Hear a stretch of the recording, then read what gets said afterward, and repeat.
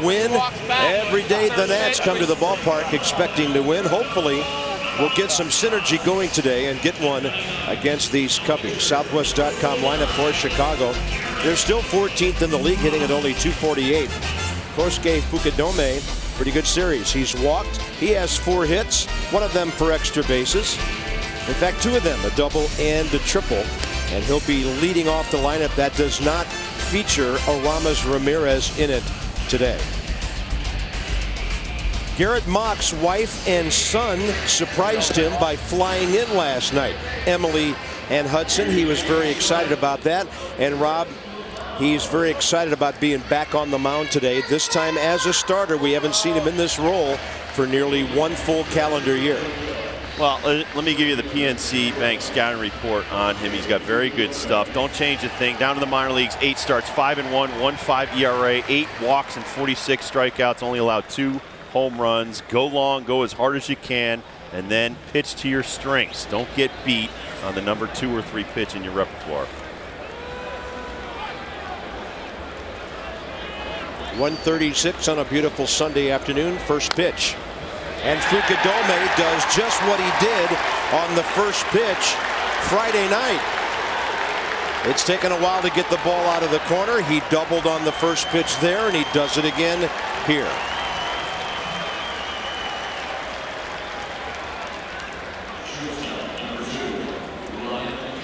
Well, leadoff hitter.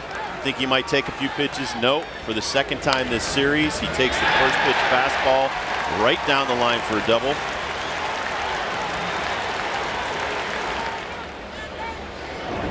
And then you have a very reliable Ryan Theriot hitting behind him. In a situation just like this the other night, Theriot actually hit a ball to shortstop in front of the runner. He shows bunt, gets the infield moving, and takes ball 1. Sun shining, partly cloudy skies, 80 degrees. It's a gorgeous day here at Nationals Park.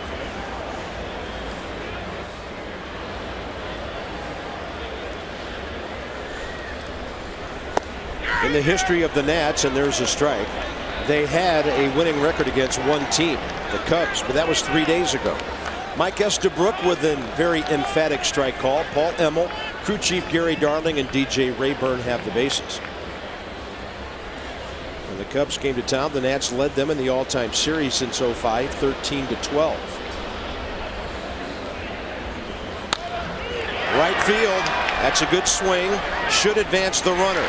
Willingham turns and fires after making the catch, and the Cubs have a runner at third with 1 out. Josh Willingham's getting better and better every day in right field. He plays alongside Niger Morgan, who has 10 assists this year. Adam Dunn. The infield is Zimmerman across from Johnson. Gonzalez up the middle with Belliard. And Josh Bard back in the lineup today.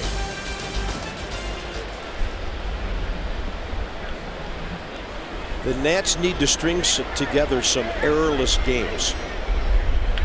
They have been just killing themselves with defense this year. Tough assignment for Mock here. Derek Lee, 5 for 13 with a solo homer in the series. That is his only RBI. And a half swing. Runner's trapped. Zimmerman takes him and throws for a double play. How about that? Outstanding. Zimmerman down the line with Fukudome, and he got them both. There's your standard 5-3 right there, folks.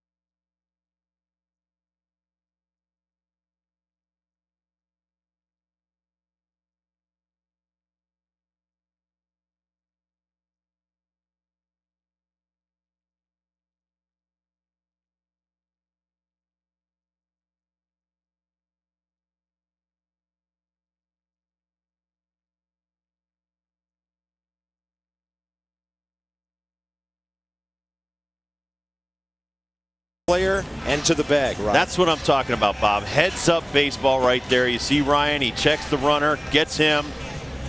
Well, the arm angle wasn't really there on the throw, but thank goodness he made it anyway. No. This is an excellent play by our third baseman. Tags the runner. You for the slow-mo, gentlemen, and then he throws out Derek Lee to first base. That's the way you want to start a ball game. And that gives Garrett Mock a 5-pitch first inning. And for the Cubs now, 26-year-old Kevin Hart, he's from Cleveland, Ohio. Went to the University of Maryland. His 6th year as a pro. And he was originally drafted by the Orioles in the 11th round. Back in 04, he traded to the Cubs in 06, December of 06 for outfielder Freddie Bynum. Here's Nyjer Morgan, 7 base hits in the series. He's doing a wonderful job for the Nats in the leadoff spot. He's going to lay down a bunt. He's off to the races. Safe. No contest. How exciting is this guy? So now you have a leadoff man batting .368 since he came to Washington. We'll update that number for you and tell you he's 8 for 14. Maybe a couple of more runs to be scored today. 2 steals and a beautiful bunt. Well, we talked about it in Houston. He's making it come through. Use your speed, use the infield grass, do whatever you can to get on base. Set the table for the 2, 3, 4 guys. And if they don't get to the ball immediately, he is gone. Yeah, they have no shot. He's 8 for 9 as a Nat in the stolen base department. 26 on the year. Nationals' next stolen base, and I have a feeling I know who it might be by, will be their 40th of the year. Here's Nick. Johnson has hit safely 12 of his last 13 games. Had a good night here last evening. He was 3 for 4 with a walk. Morgan's running. Coy Hill's throw. No. Oh, I gotta see this replay. It looked like Morgan was beyond the shortstop Terrio, and Gary Darling punched him out. Here's the replay. Great jump right there by Morgan. As soon as Hart lifts the leg. Yeah, might have gotten him. Yep. I think he got in there. Yeah, it looked like he did. He tags him around the hip. Yeah, he missed him. He tagged the dirt, and then he got him on the hip. He was safe. Nice job. You cannot fool the Exmo. Yeah.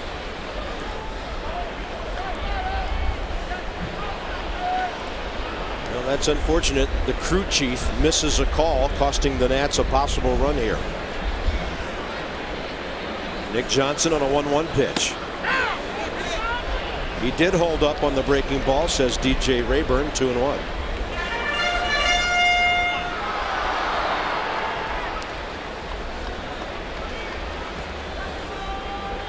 Regardless if he gets thrown out or not, I like that we're aggressive, and I like the fact that when he gets on base, he thinks he can steal second.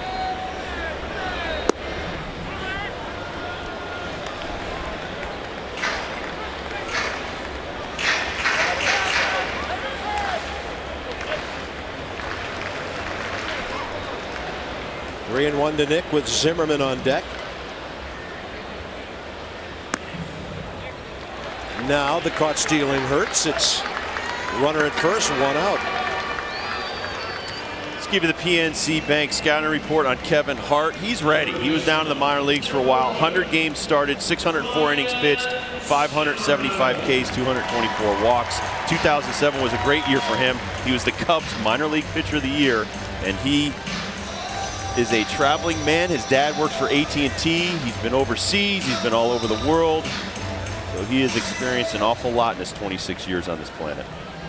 So that's what they mean by your world delivered? Yes. Runner at first, 1 out. Here's Zimmerman.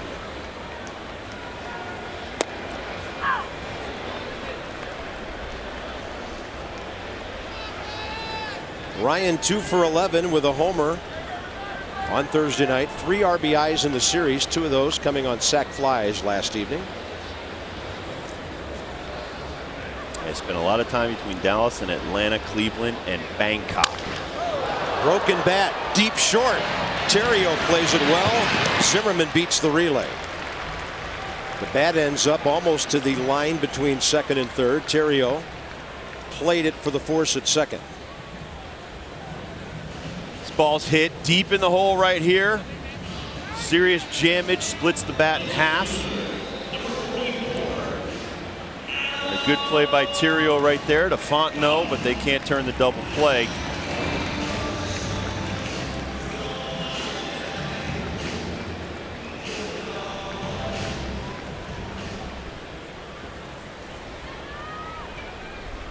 Now Zimmerman at first, 2 outs for Adam Dunn. The Cubs have not pitched to Adam Dunn in this series. He's 1 for 8 with 5 walks. Having said that, they've also struck him out 6 times. But with men on base, they've been ultra careful with him. Everything's been away, away, away. And Rob, you'd have to say that Lou Piniella's pitching staff has executed what he wanted them to do, or in this case, not to do. And I talked to him when he used to play the Yankees and Paul O'Neill was their big slugger in the middle of the lineup. They would not pitch to Paul. They'd pound him in, throw away from him. Dunn gets a whack at that one, but it's medium center for Fukudome, and the Nats are gone. They're not going to let the big man beat you. A bunt hit, a walk, no score.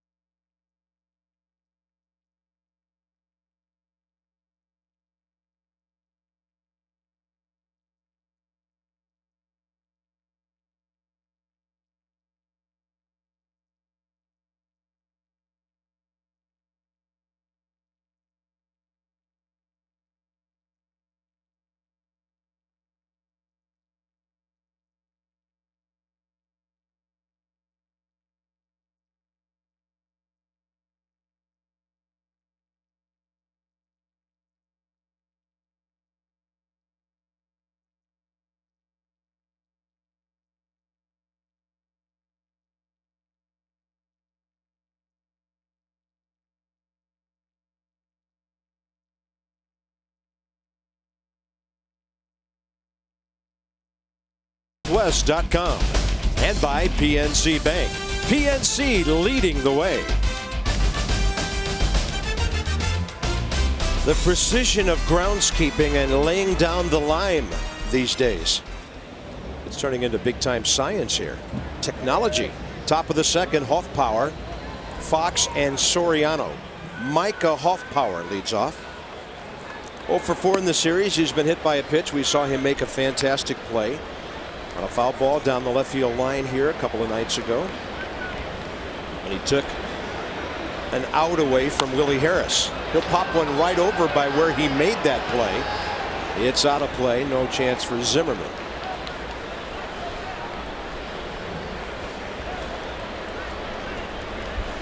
Hoffpower does have some pop in that bat. He's in the cleanup spot today. They give Ramos Ramirez the day off. They've won the first 3 games of the series, so a perfect time for Lou Piniella to rest Ramirez, who's had a bad shoulder this year. This kid's a 29-year-old power hitter, originally from Jacksonville, Texas high school, went to Lon Morris Junior College, and then Lamar University. Both of those schools are in Beaumont in East Texas. And he was the Cubs minor league player of the year when he drove in 100 last year. He can drive the ball, and he does for a base hit. Second consecutive leadoff hit the Cubs have had. Game notes for you.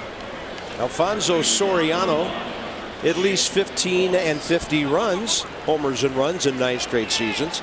Hit his first home run in 130 plus appearances last night. Nyjer Morgan really hitting well. 7-game streak now. And the Nationals' top of the order, not bad. Better than I would have thought.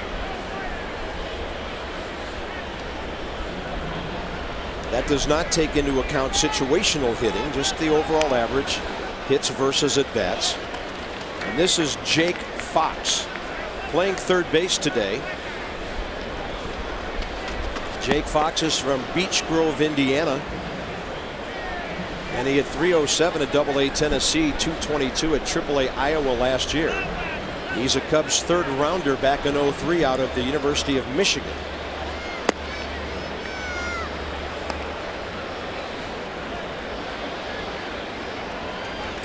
.26 years of age, 6 foot 210. He's really put together, isn't he? Yeah, Lou has a type of player that he likes. He likes the hard charging, hard nosed type guys. It's a good pitch by Garrett Mott. 1 ball, 1 strike.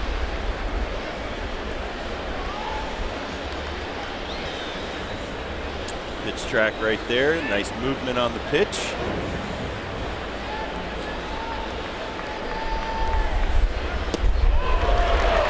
And that's it for Jake Fox.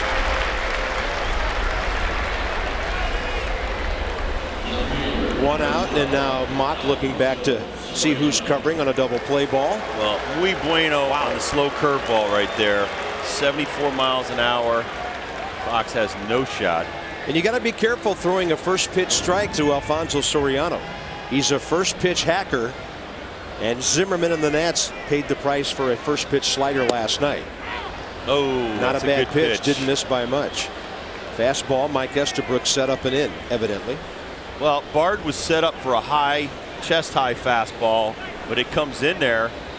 It's right through the box. Looks like a strike. It could have been called either way. Yeah. Soriano goes the other way. Doesn't do that very often. And the Cubs might have second and third unless Willingham throws him out. His throw is wide.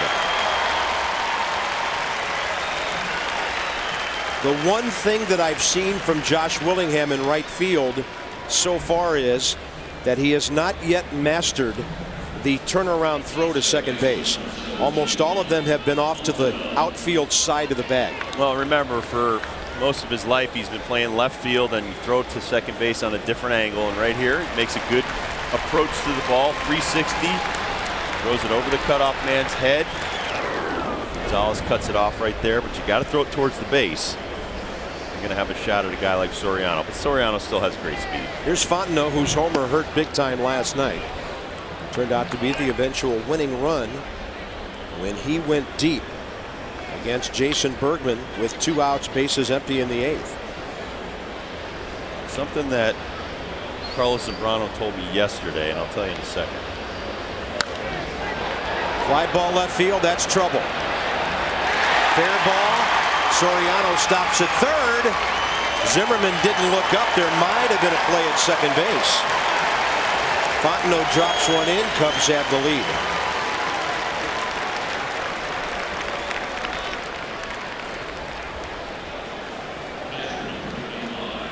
Well, on the replay, Dunn's throw should go towards second base, but he throws it into third.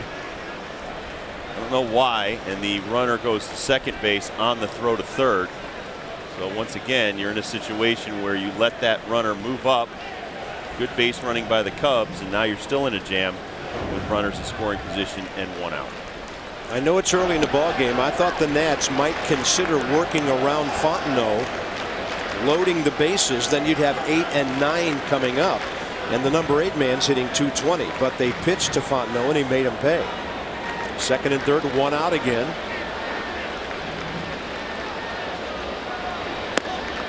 And Garrett Mott with a backdoor breaking ball, 0-2. Well, so Zambrano, when I told him, we talked about how he had nothing in the first 3 innings, and he said, well, when I got in a jam, I made my pitches. And he located, even if he was throwing 85, 88 before he loosened up, he made his pitches. And that's what we talked about with Jordan Zimmerman and Garrett Mott. You know, it's not just throwing every pitch that you command. It's hitting the spots, hitting them with conviction, and putting people away. I mean, this isn't the Arizona Fall League. It's the major leagues. You got to start putting some people away. 3 out of 4 have hit safely in this inning, and 4 of the first 7 Cubs have hit safely. That's up and in, and the count's 2-2. You know, when somebody said, well, he did great in the minor leagues, it's still the minor leagues. Well, you feel the same way about the major leagues in Japan. Absolutely. Prove it over here. You know, prove it over here, prove it for 3 years straight, and then I'll call you a bona fide star major leaguer. But, you know, when people start saying, well, this guy did this over in Japan, or this guy did this in the minor leagues, I mean, once again, Homer Bailey, great 4A player, first start with the Reds this year, 7 walks. You know, well, he wasn't walking anybody in the minor leagues. Well, in the minor leagues, they swing at everything. It's kind of hard to walk people. You never get to 4 pitches. You know, it's a totally different animal down in the minor leagues. 2-2, swing and a miss on a fastball up and away. So Mock has the strikeout touch he needs against the number 8 hitter. Now he'll face the pitcher Hart. Right here, he challenges him with some high heat, moving away from him, no shot. Kevin Hart has had 1 at bat this year, 0 for 5 in his major league career. So nothing fancy here, just blow him away. First pitch breaking ball, looked like a strike, and he got the call. Nice pitch. He's got a great off-speed breaking ball that you really don't need as a reliever, but as a starter, it's a wonderful pitch.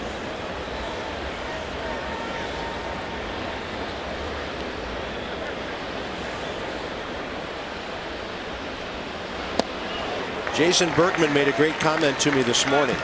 He said last night, when the Cubs had a runner at third, first and third, and nobody out, he just told himself, I'm not going to let that guy score. He is not going to score.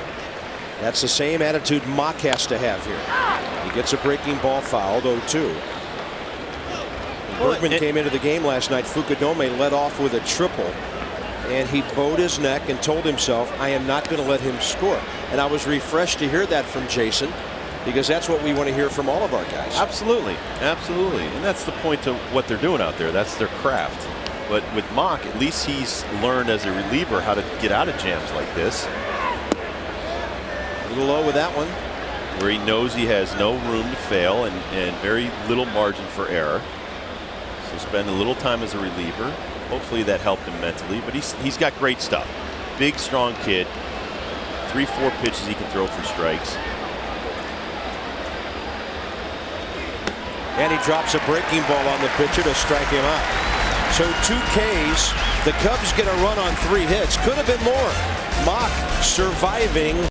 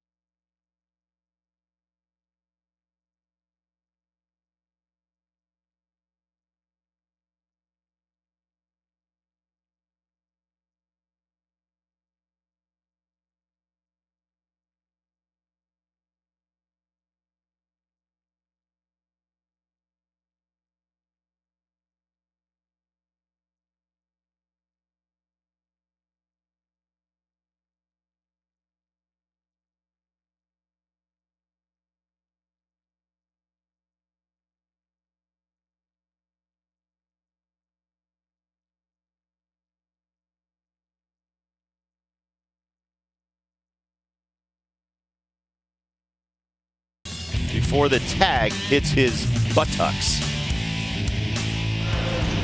So Nigel Morgan was safe at second base, called out. Here's your Coors Light freeze can.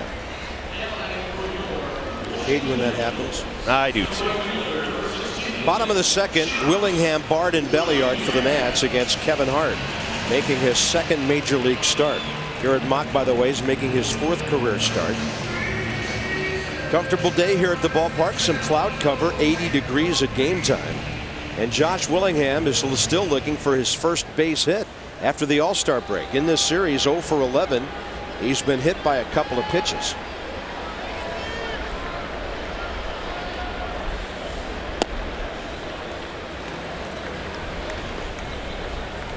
Phillies dropped 3 on the Marlins in the top of the second. They were rained out last night. Never did get that game restarted. That one is up high. The Mets play at Atlanta later today at 6:05. Phillies have a 6-game lead over the Marlins in the East. 6.5 over Atlanta, 8 over the Mets, who are here tomorrow. Willingham takes one upstairs.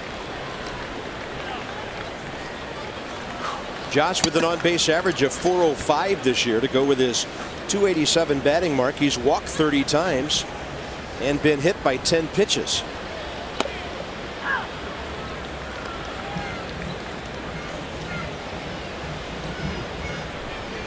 Sixth full year in the big leagues for the soft-spoken young man from Florence, Alabama. Come on, Hammer. You want him to tie the game, don't you? Yes. One swing of the bat. Too high. He'll take that leadoff walk. Second walk by Kevin Hart. And by the way, for Kevin Hart now, 12 walks, only 4 strikeouts this year. Nationals Park in Washington, D.C. Bob Carpenter, Rob Dibble, Debbie Taylor. And we welcome our friends watching on DC 50 today. Hello. As long as all of you on Masson HD. Nice to have you on board. Yes, sir. Leadoff man on for the second straight inning. In fact, neither pitcher has retired a leadoff man yet in this game. There's Josh Bard, 0 for 6 in the series, hit by a pitch. Hitting .260 left-handed, .258 overall. And over his last 27 games, Josh at a .309 clip with an on-base average of .404.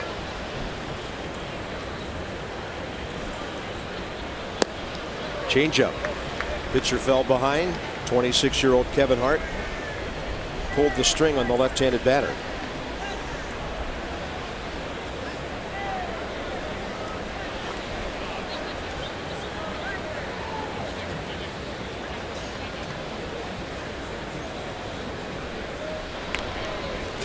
Josh Willingham told me that he'll check with the first base coach, Marquise Grissom. If the pitcher is slow at about 1.5 seconds going home, he knows he can steal a base. He's not a fast guy, but he knows his limitations, and he knows how quick the pitcher has to be to stop him. That's going to be a base hit right by Willingham's running feet. He'll stop at second base, and the Nats have their first 2 men on.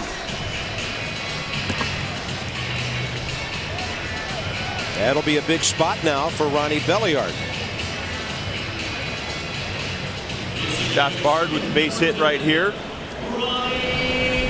Josh Willingham off the pitch. Looks up, sees the ball coming into the right fielder. No outs, picks up the third base coach. Need to make the first or third out at third.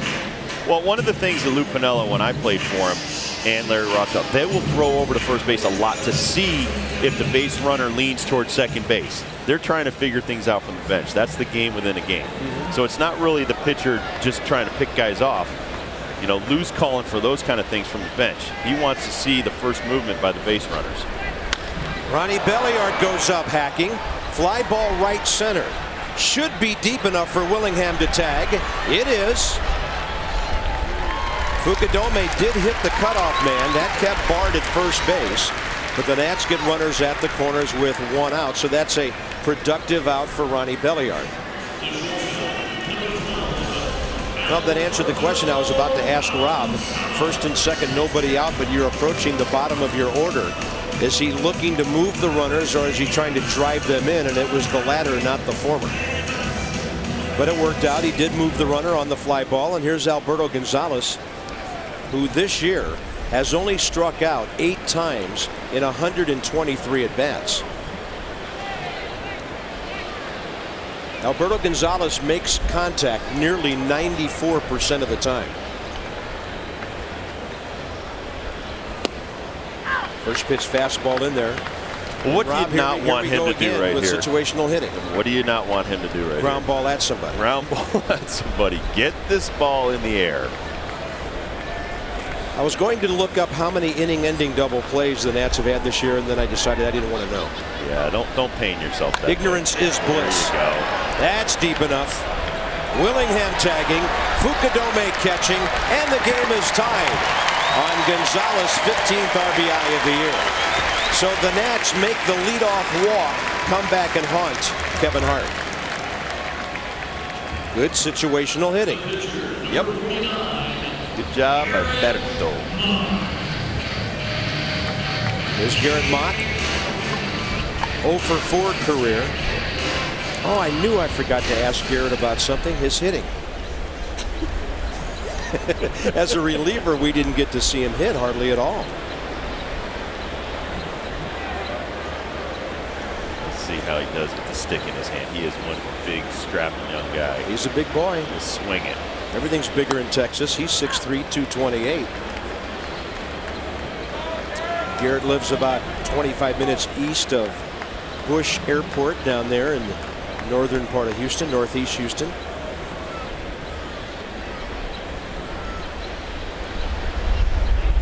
He said, now be nice to me today.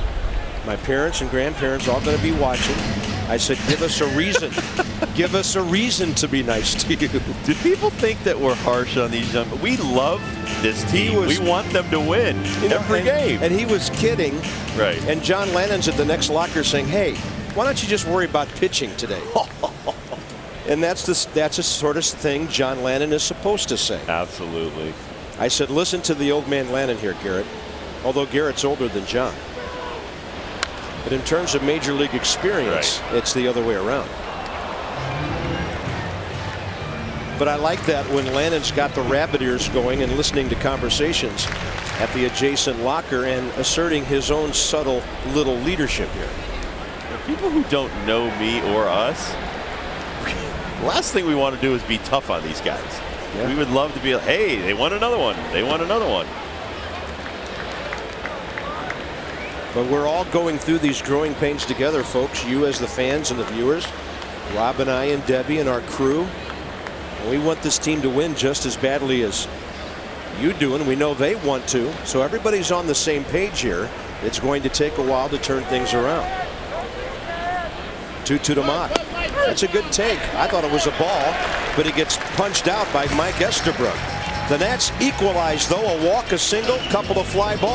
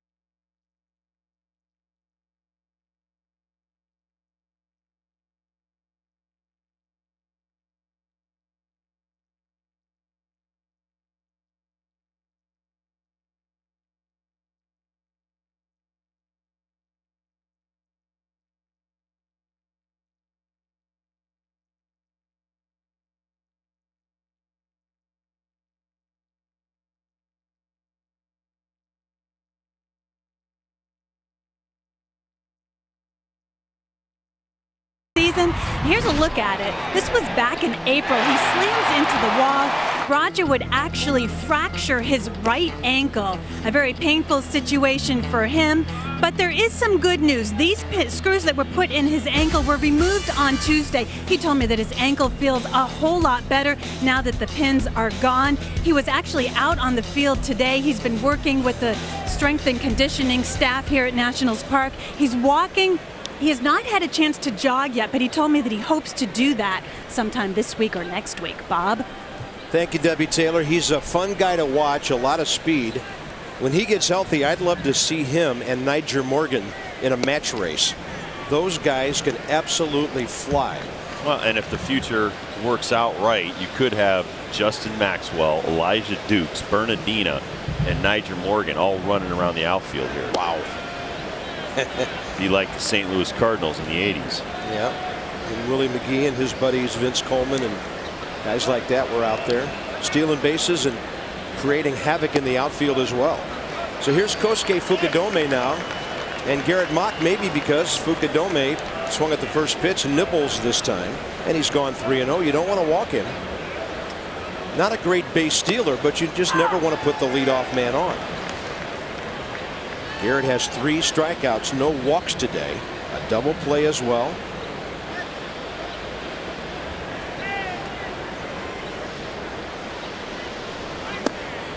Just missing. Leadoff walk. Get your red on and get a Grand Slam flex plan. Call 202-675-NATS or log on to nationals.com/Grand Slam. You'll find all the details. 5 different plans to choose from. Pick your plan, your games, your seats, get a free game. Pay for 4, you get 5. It's that easy. And a good homestand still in the offing with the Mets coming in for 3. Don't forget about the makeup game with St. Louis Thursday at 7. And then we get our first look next weekend at the San Diego Padres,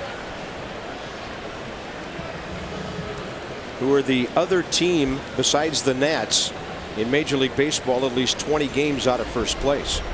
They start the day 20 back of the Dodgers.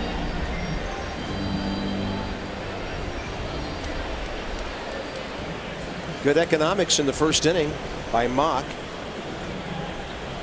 And then in the second inning, he threw 23.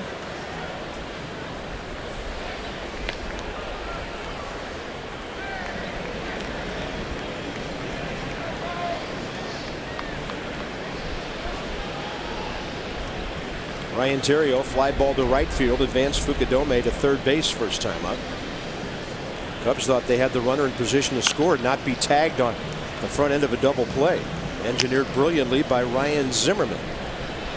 That's the reason the Cubs aren't farther ahead. As well as Mock's 2 strikeouts. He gave up a single and 2 doubles in the second, but kept the damage to a minimum. Well, I'm sure, you know, there's some jitters and some butterflies, and you're coming back in the same season as a different pitcher. You're now a starter. You're supposed to go through the lineup 3 to 4 times. This is the second trip through the Cub lineup for Mock. Bouncing ball. Zimmerman should be 2. Turned by Belliard. Around the horn go the Nats on a 5-4-3. Ryan Zimmerman got rid of that ball in a hurry and a perfect relay for Belliard. Well, I'm looking at the arm angle here. Perfect. Great arm angle on Belliard. 5-4-3. Rob. Being facetious. Leave the guy alone. He's doing a great job over there. And here's Derek Lee batting the way you want him to. Bases empty, 2 outs. Breaking ball for a strike. So Mock getting 2 ground balls today, resulting in 4 outs. 3 strikeouts, 4 ground ball outs, 1 fly ball. We don't see the Giants anymore, do we? No. Maybe we'll have to get Sean Dunston to work with Zim, where he takes a couple of crow hops and fires it as hard as he can at first base. Oh, look at that pick. Right on target. What a good day for Zimmerman so far. That is a magical glove. And today the arm to go with it. This is not an easy play.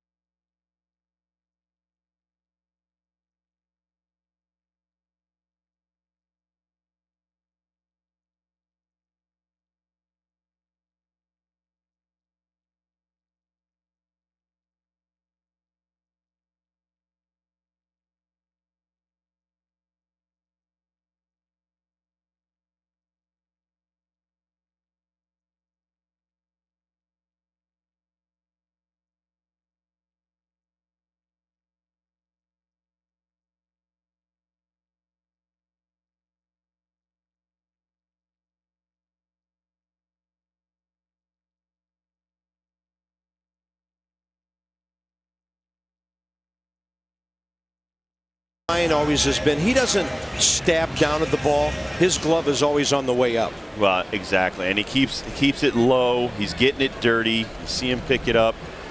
Still hate the fact that he taps the glove, because I think that's when his mechanics get a little bit askew. Other than that, just fire it over there. Make Nick pick it. You watch Aramis Ramirez. He does exactly what Matt Williams used to do.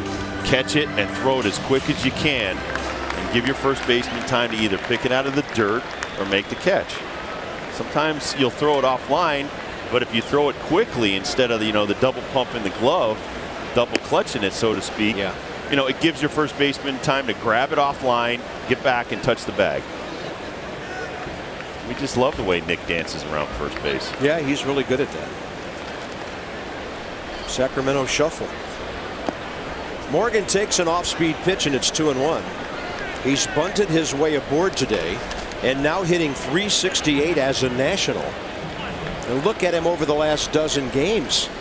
His overall batting average now is .290 plus.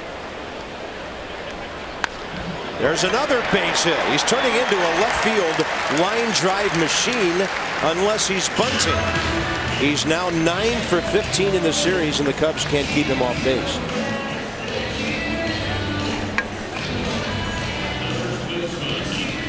Well, you want to pitch me away, I'm just going to smack it into left field, and that's what Nigel Morgan does right there. It's a belt-high fastball, not a good one by Hart. He pays with a single. When Nigel Morgan joined the Nationals 2.5 weeks ago, he was hitting .277. He's now hitting .293.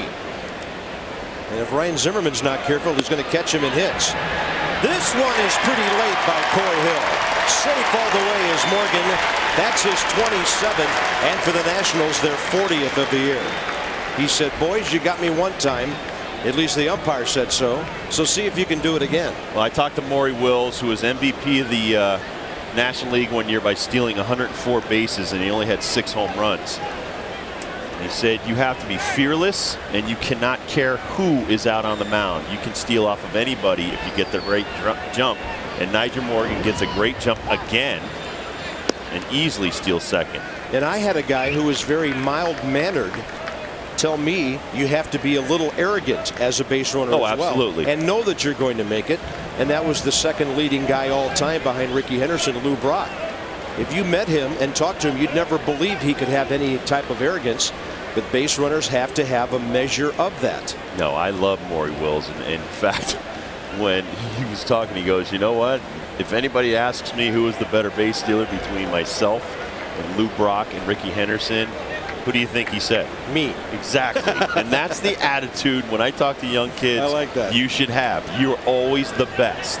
You have to believe that in your mind. Well, I think little guys have that attitude. Yep. I talked to Larry Bow about that a couple of years ago. Now he's trying to steal third. He is safe. And he got hit, too. Ball gets away. Morgan swipes another, and he's at third base with nobody out.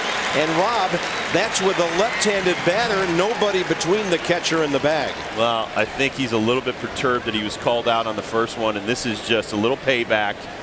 Oh, yeah, you're going to call me out. I'll steal second and third.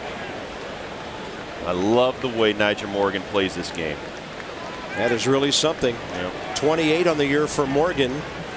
He's only 5 behind Michael Bourne of Houston now for the league lead. And a big spot for Nick Johnson to put the Nats on top, but it's 3-0, and he'll take the walk. And we've watched him the last few days and last few weeks when there's bases loaded or 2 outs in an inning. Nigel will come halfway down third base. Yeah. He just needs the ball to get 5 feet by a catcher, and he's going to score. All right, big spot for Zimmerman here.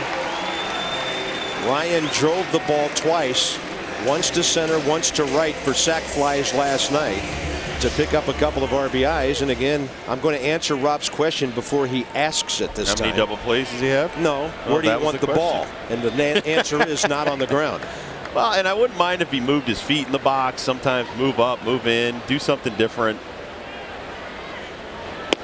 Changes the bat angle where you hit the ball and things like, I mean, it's just, baseball is a game of inches, and if you just stand in the same spot every time, you're going to hit a lot of routine ground balls. And they're going to know where to pitch you. Absolutely. I mean, there's how many, you asked me this morning while we were eating breakfast, how many scouts were sitting in the media room with us today? Yeah, 6 or 7. Yeah, that was 2.5 hours before the game. There's just so many advanced scouts sitting at these games, watching our players. You need to change just to make sure that they can't write the same thing in the report every day. And the 0-1 to Zimmerman, target inner half, way inside. The thing that disturbed me was Rob and I did not recognize any of them. So they know us, but we don't know them. That's disturbing to me.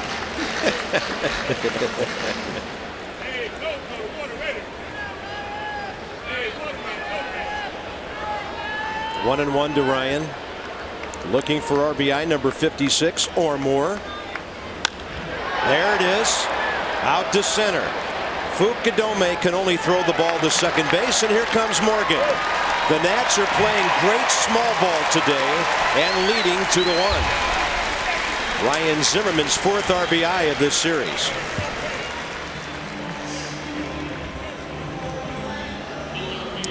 Fastball up and away 94. Fastball inner half 93. He's going to throw a sinker down and in, and Ryan, instead of hitting a ground ball, hits a fly ball.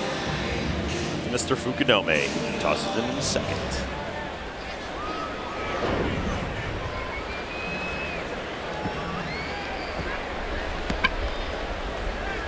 All right, now you try to start another rally with 1 out. Here's Adam Dunn.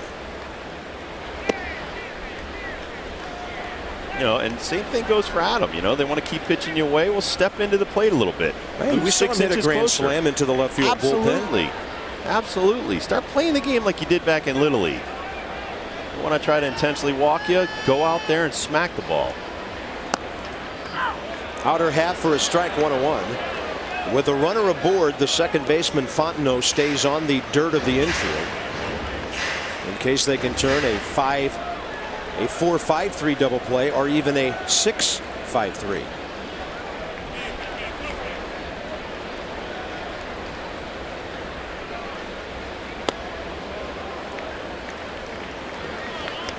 I was watching Koya Hill on that last ball.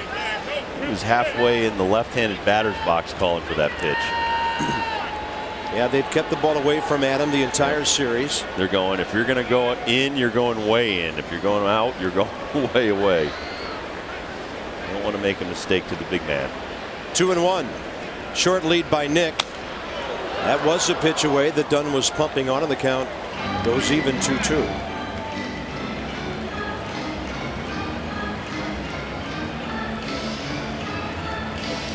Adam Dunn, 23 homers, 63 RBIs, both figures still top 5 in the league. They walked him 3 times last night. He has 73, and that ties for the league with Albert Pujols. Adrian Gonzalez, 72. Breaking ball, he left it up high, 3-2. And Kevin Hart may not be very long for this game. He's thrown a lot of pitches and he's been behind a lot of guys. 3 walks already.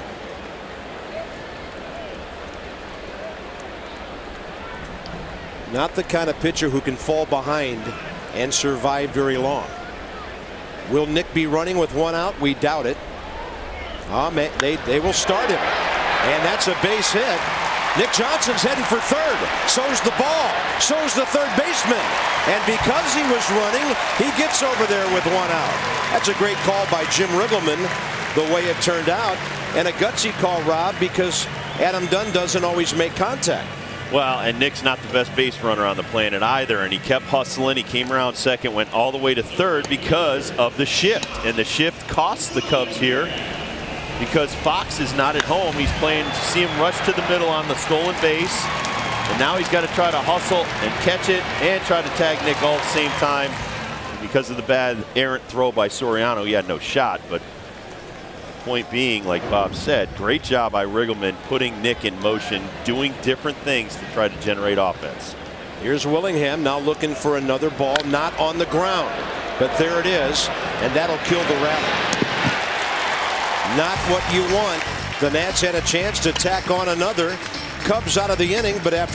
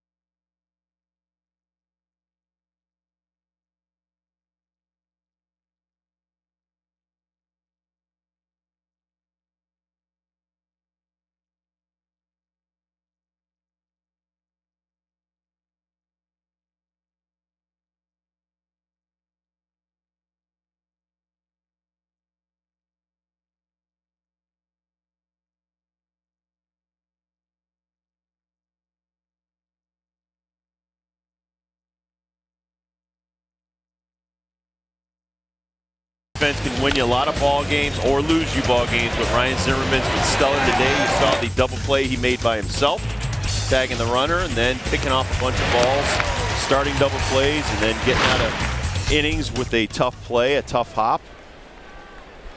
He has been, I feel, personally, overly criticized for some of his throws. It's just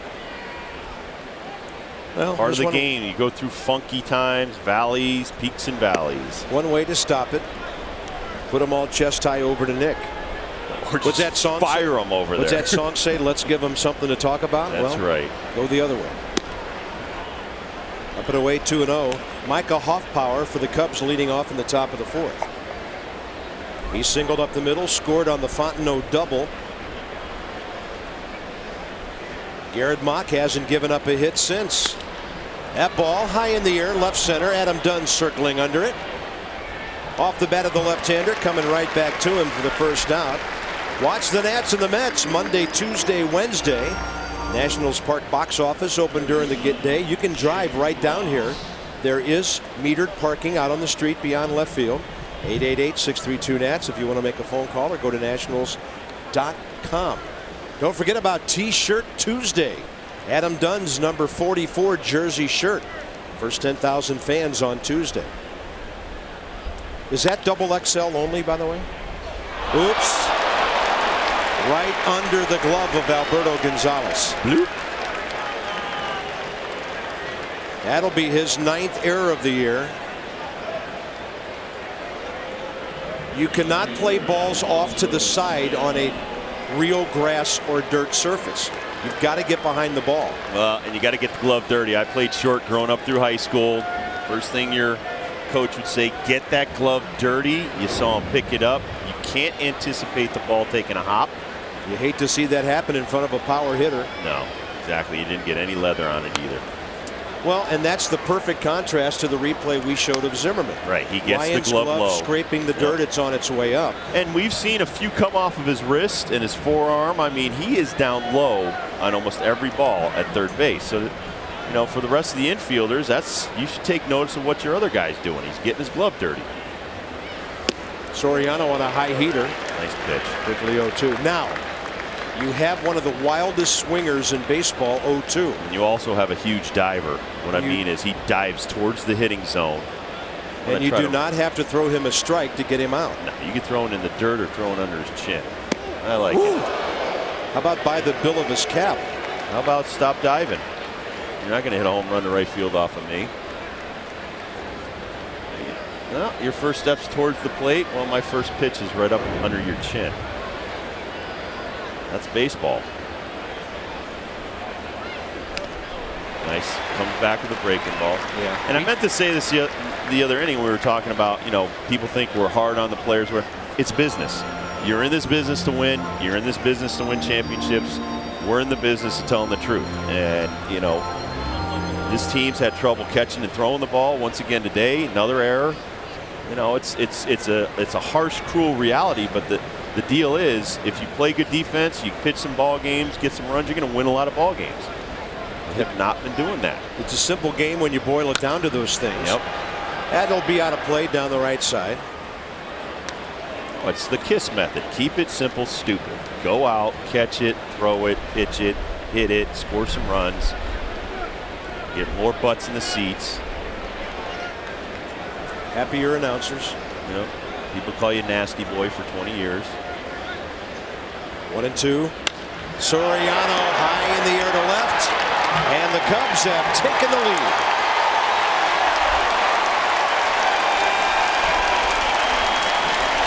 That's why you hate to see the error. It turns a solo homer into a 2-run shot. And Alfonso Soriano has now homered 2 games in a row.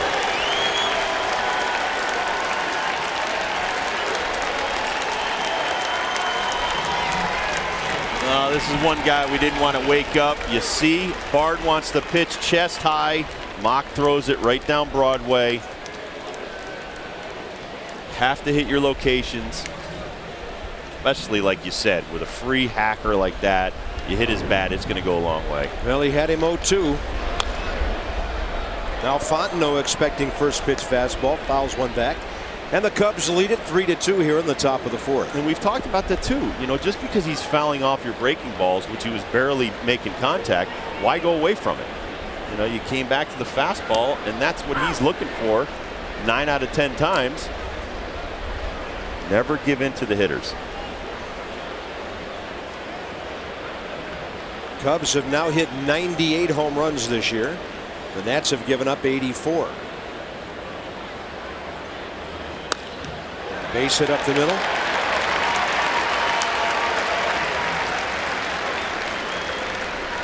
Once again, we go back to you can't just throw your pitches. Just because you have 3 or 4 you can throw, you must hit location. You must have conviction on the throw when you're pitching it in there. See the target? It's almost chin high by Bard. Watch the location when it goes out. Down low in the inner half of the zone, right in the kitchen or sweet spot of the hitter. That's a home run for Soriano.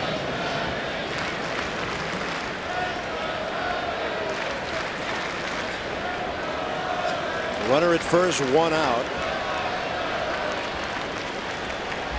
Fontenot runs occasionally, 2 out of 3 trying to steal.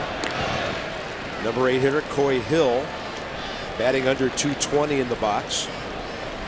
And there's no reason to panic either if you're Garrett Mock. You're still in the ball game, 1 run. The other guy's not pitching that well. Now you got to try to roll a ground ball double play here with the 8-hole hitter.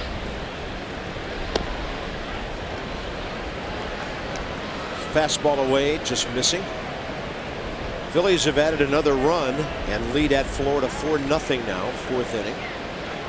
Phillies have won 7 straight and 11 of their last 12. They may not need Roy Halladay. I don't think they'll need him to win the division. They may need him to win the championship. Right. That's the question that Ruben Amaro Jr. and they'll have to be asking up the road. That's where the Cubs are headed, by the way, Philadelphia. Nice sinking fastball. Yep, Cubs are on their way to Philly after the game. That'll be some series.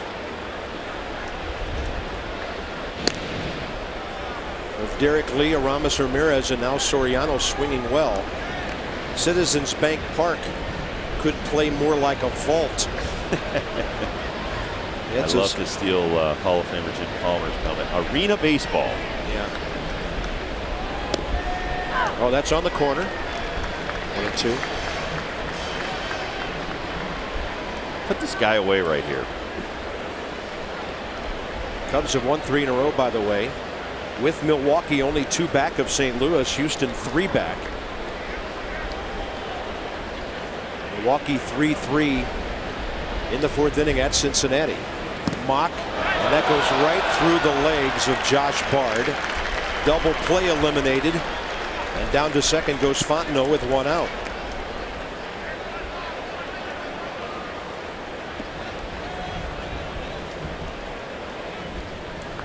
Well, it's breaking ball down in the dirt. Josh Bard comes up on it. It stays down, goes between the wickets. Got to be a wild pitch. Shoots, he scores. It's an ugly inning defensively, and 1 swing has made the Nats pay for it. An unforced error by Gonzalez costing a run. Soriano hit one about 370. And now you've got to keep the Cubs from scoring again.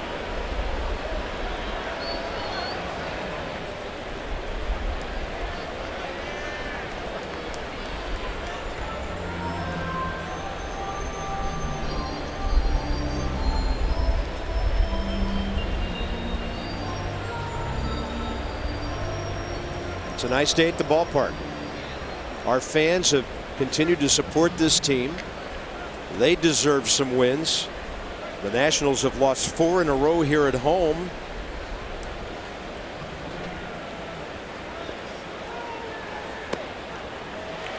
And now the walk.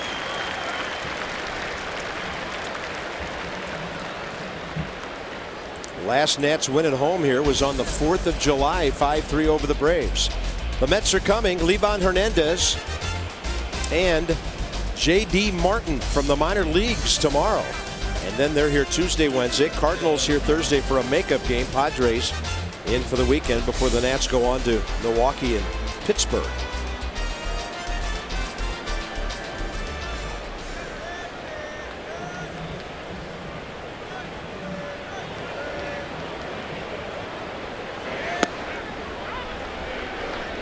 but struck out swinging first time up. He does not have a sacrifice bunt in his big league career.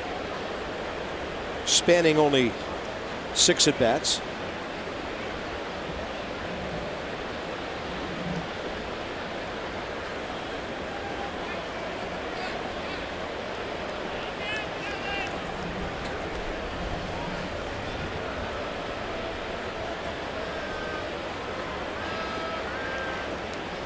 Nats have the wheel play on, and the pitcher singles up the middle.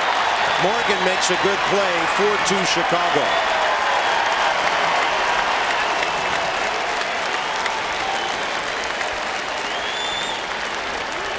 The shortstop Gonzalez vacated to go to third for a bunt, but there was no bunt. Exmo choking up. Jeff Britton on the Exmo today. We appreciate that. And the Cubs want the baseball. That's his first major league hit. You saw Gonzalez show the wheel play too early. He runs over to third base. Gave ample time to Hart to pull the bat back, and it's called a slug bunt. And he's trying to make contact back up the middle. There's no fielders there. First hit, first RBI. And this inning could get hairier in a hurry now. 3 runs in, still only 1 out, now the top of the order. And Julian Tavares warming up in the 4th inning. 7 Chicago hits.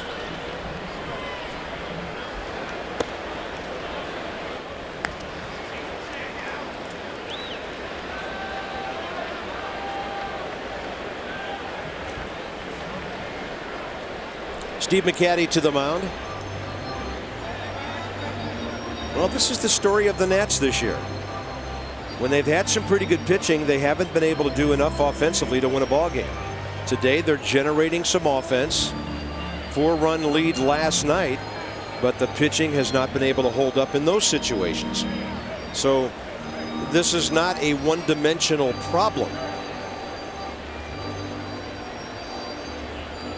And Rob, I think the bottom line that we need to keep reminding ourselves and our fans of is the fact that you've got guys learning hard knocks at the major league level, where in most organizations they're learning these things AA, AAA.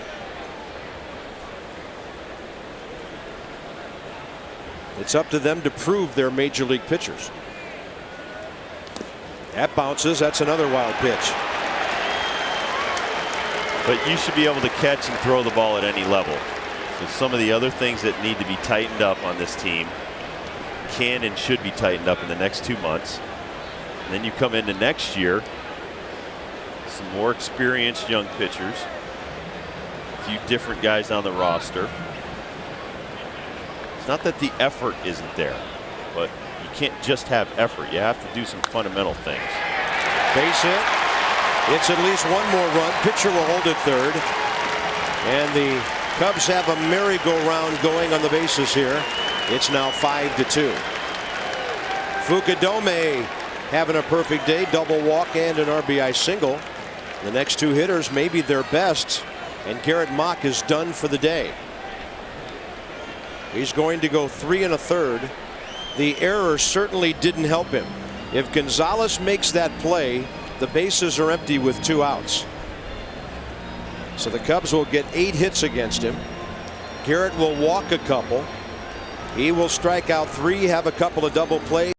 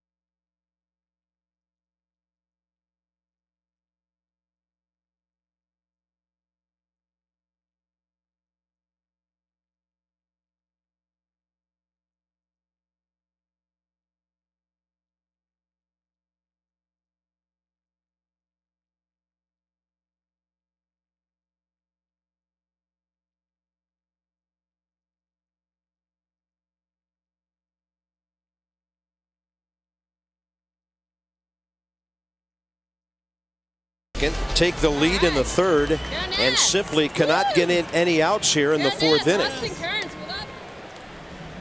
Julian Tavares not used to pitching this early.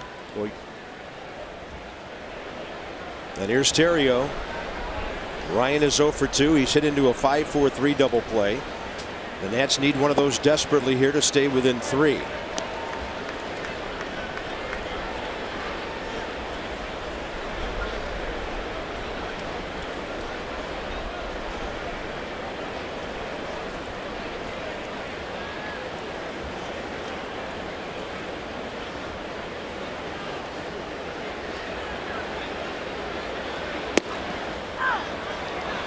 Mike Estabrook thought about it for a moment and then gave Tavares the strike call. 1-1. 8th man to bat in this fourth is Terrio. 0 for 2. Pitchers at third. Kevin Hart. Fukudome at first. He could be running to keep them out of a double play. Time requested by Josh Bard. Why does a catcher request time? They weren't set on their signals with the man on first and third. The catcher needs to tell everybody where their job goes or where they go. If you're covering first, if you're covering second, and sometimes the pitcher's ready to pitch, but the catcher hasn't gone through his set of signs.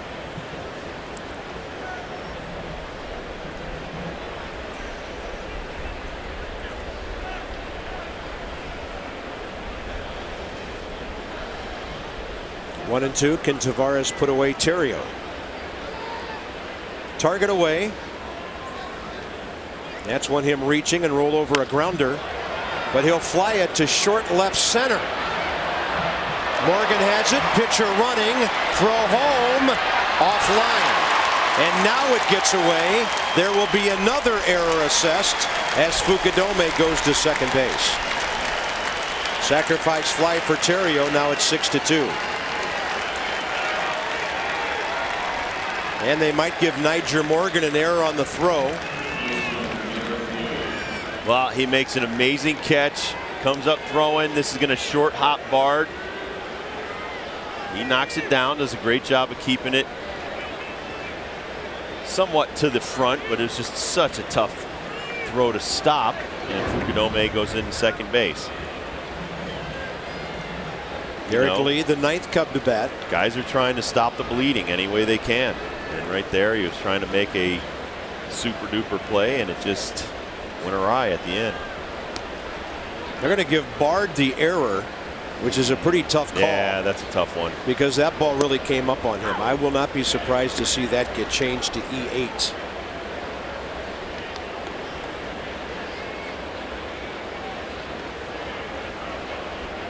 Runner at second, 2 outs, 5 runs in.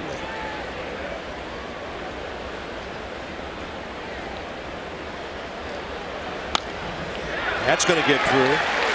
Fukudome, unless Willingham can throw him out, will score. And now it's 7-2.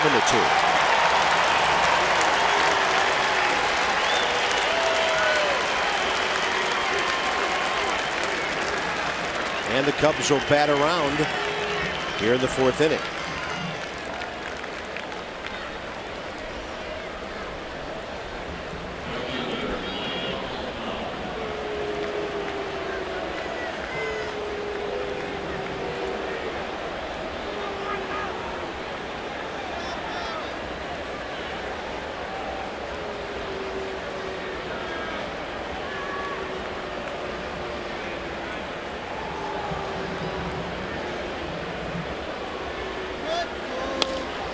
Going up Hacken. Micah Hoffpower started this inning with a routine fly ball to Adam Dunn.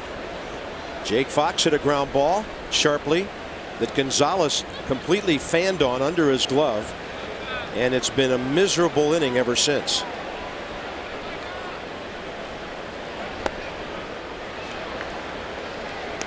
Probably half of these runs will end up unearned, depending on the scoring.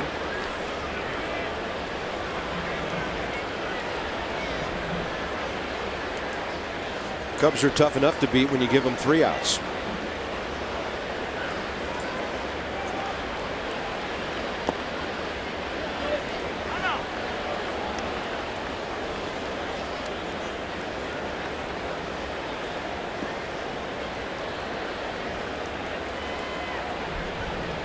And this completely changes the complexion of Lou Piniella's thinking about his pitcher. Kevin Hart was, if not on the rope, starting to run short on time, having thrown 46 pitches in 3 innings, but getting roughed up. Now they can throw him out there for 2, 3, 4 more innings. Just tell him to get some outs and rely on their bullpen later if they have to. 7-2 Chicago. Another base hit.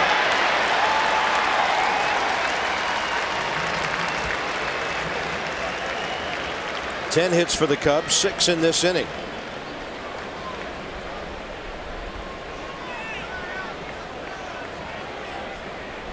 Garrett Mock is responsible for all 7 runs right now.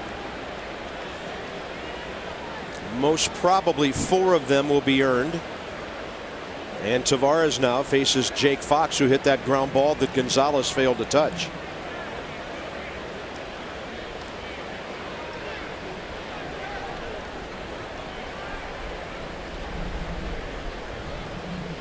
Phone ringing in the bullpen again. Another base hit. Derek Lee scoring. 8-2. And now the runs they're scoring are batters that Tavares let get on base. He's faced 4 men and given up a sac fly in 3 hits.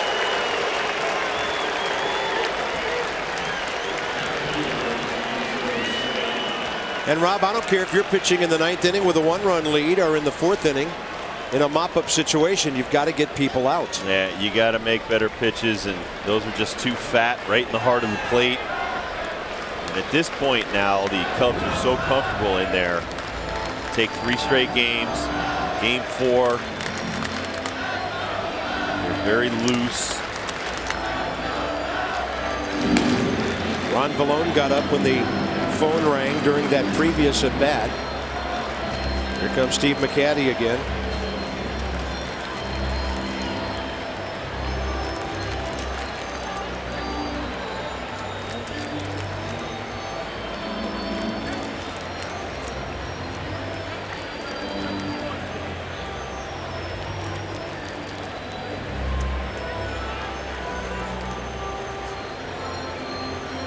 Julian Tavares is 36 years of age. He's been in the big league since 1993. What does a pitching coach say to a guy of that tenure?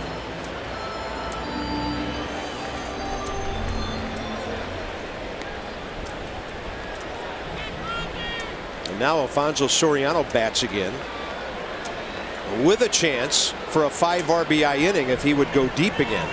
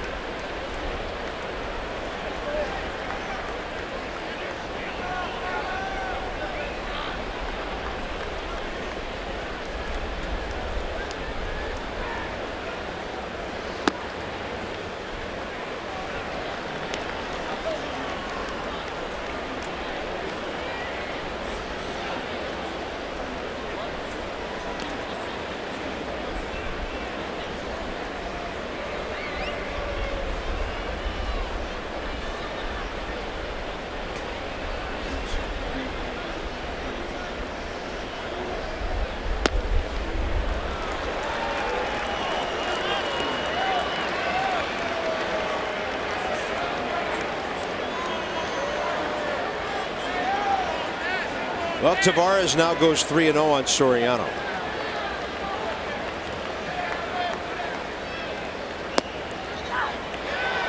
Borderline strike. I'm sure Alfonso's not too upset about that. He'd rather hack here than walk.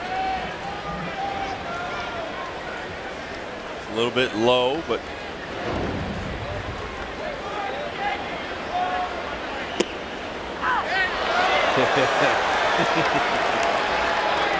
don't be too upset, Alfonso. You didn't come out here in an 8-2 game to take a base on balls, did you? Right on the corner, according to pitch track. And a 3-2 with the runners going out of play.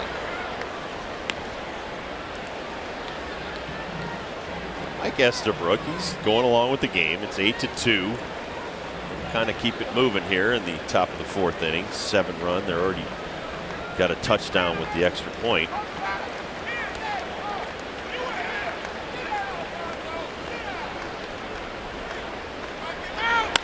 Soriano hooks one to left. Adam Dunn right there. In the 4th inning, the Cubs score 7 runs to take.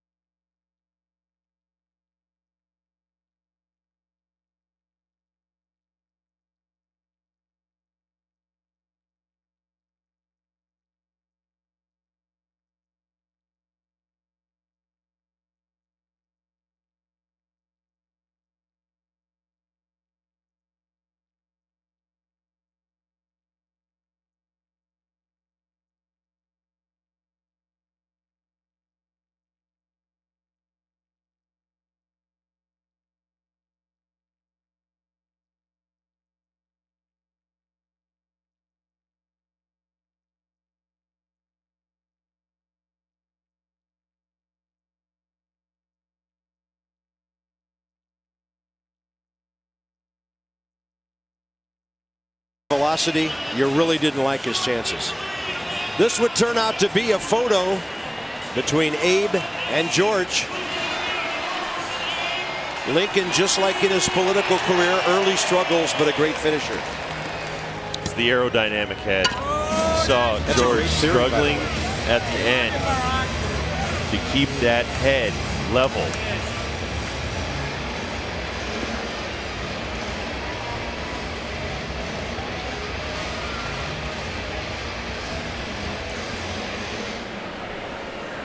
Plus, Abe is the tallest president in the history of this country also. So he's got that, his long legs, big stride.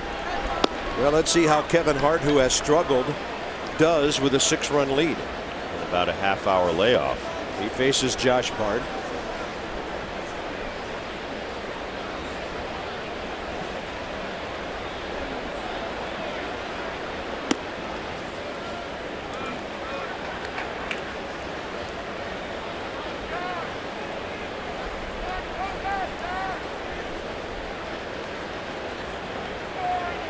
Josh Bard with a base hit, first time up.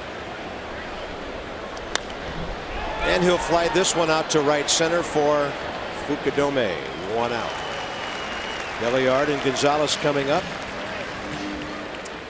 Well, Tom Watson couldn't get it done today. He was about a 5 or 6 foot putt away from winning the British. He missed it, went into a playoff and lost. And it's a rough afternoon here at Nationals Park as well. We thought it was going to be a great afternoon for sport. A lot of time left. Belliard and Gonzalez now. Ronnie flied to center to advance a runner, first time up. The Nats had played some good small ball in the 2nd and the 3rd innings to score 2 runs.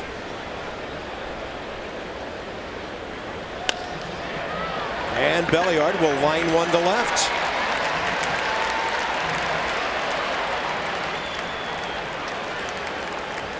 Nice aggressive turn by Mr. Belliard there. Yeah, that ball got deep before it hit the ground. Yep. Rafael Soriano, or Alfonso Soriano, pardon me, is a left fielder who still throws like an infielder. He's a sidearm throw guy, and you never know when his throws are going to be anywhere near a bag. Well, I think you hit the nail on the head with that. Rafael Soriano's probably a better left fielder. Well, the reason I had him on my mind is because Soriano saved the ball game for Atlanta the night before the Nationals won their last home game, and that was 2 weeks ago yesterday. You know, I watched the video of Lou taking Sean Marshall out and putting him in left field and taking Soriano out of the game, and I think Marshall may be a better left fielder. Ouch. So I didn't think Lou was going to lose any defensive prowess by taking Soriano out, putting Marshall in there, and then bringing him back into pitch. Gonzalez severely jammed, that's a bad and play. the throw by Jake Fox pulls Fontenot off the bag. But Belliard was almost standing on the bag when he threw it to second. Probably be a fielder's choice and a throwing error. It'll be an E5 on Fox, his third of the year. Well, this ball not hit as hard as maybe Fox thought it was. Takes a third hop. He picks his head up, and Belliard's already standing on the base. I think this is a hit. Interesting, yeah. Here's the Expo. See him go into his glove with his hand, miss the ball, now pick the ball out. Belliard was already standing on second. 2 on 1 out. And Christian Guzman's feet are evidently okay for him to get back on the field and pinch hit today. He's been out most of the weekend. With bunions? That's what the report was.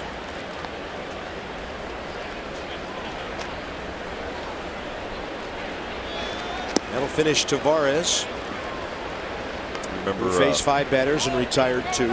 Player named Glenn Braggs. Oh yeah, teammate, big strong outfielder. One of the biggest players I've ever played with. I mean, he had just best genetic body I've ever seen. But he had a corn on one of his feet, and he said, if you step on that corn, I will pretty much have to break your neck. I mean, that was the one thing on him. You could mess with him and do anything you wanted, but if you stepped on that corn on his foot, that, I guess, gave him the most pain. So I do believe bunions and corns can keep you from playing this game. Plus, you know, he didn't really have to tell me twice not to step on his foot or he'd kill me. Right. He was huge. I remember infielder Fernando Vina. He used to tell me that by August his feet were just a wreck, and he had to be fitted for orthotics within his shoes because he was starting to get plantar fasciitis, and you're on the field on those hot days. I remember Barry Bonds talking about late in his career he would be gassed by the 7th inning because they walked him so much he was on his feet all day. And I'm sure a lot of fans don't feel very sorry for him. But no. the point was, we don't realize these guys are on their feet a lot. And, you know, we talk about knees and shoulders and elbows and obliques and all that other stuff, but the feet, that's where the rubber hits the road, and a lot of guys take a beating during this 6-month regular season. Well, and playing on AstroTurf all those years, I used to get shin splints and all kinds of different things wrong with my legs because of running on that artificial surface. By the way, Rob, you and I had suspected that Guzman didn't like the number 6 spot in the lineup a whole lot. Mark Zuckerman gave me some information that batting first this year, Guzman's hitting .307. Batting second, he's hitting .379. And batting sixth, he's hitting .143. So he wants to be a top of the lineup guy, evidently. 3-2, 1 out. And the bases are loaded.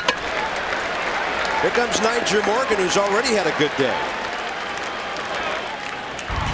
Well, a couple of knocks and a couple of steals, Bob. They'll get you in the good graces, not only with us, with the management, with the fans.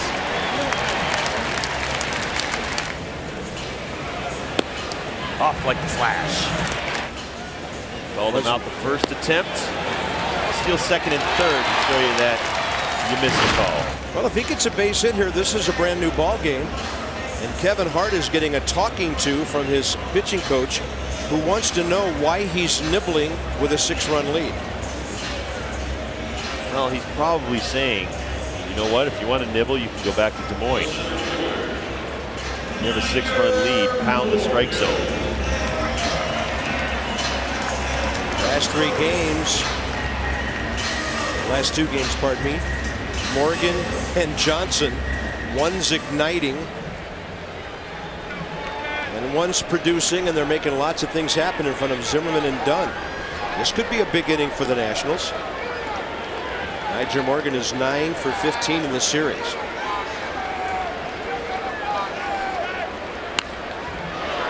Look out.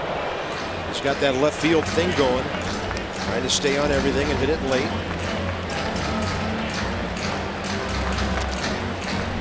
There's our base bunch. Belliard single with 1 out.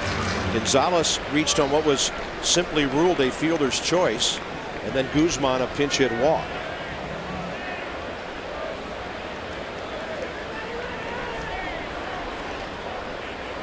Morgan ground ball. Fox knocks it down. He gets the play at home. 5-2. He never panicked. But it's very obvious he's not the third baseman Aramis Ramirez is. Well, this is going to probably hit off the heel of his glove, kicks back out, but he has time because he knocks it down. Throws Belliard out at the plate. Base is still loaded, 2 outs. Nick Johnson. Too late, Nicholas. A couple of runs closer to them with a knock.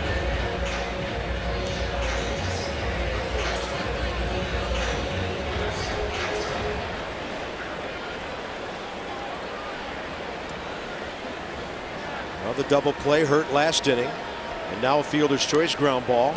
So the Nationals have failed to score at least 2 runs here with the runner at third base and fewer than 2 outs.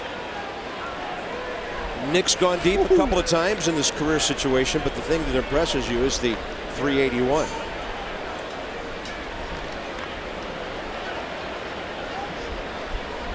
He hits a gap somewhere. It could drive in 3 with Morgan a big lead at first. That'll be out of play. 0-2. Nyjer Morgan, they're playing Derek Lee 30 feet behind him.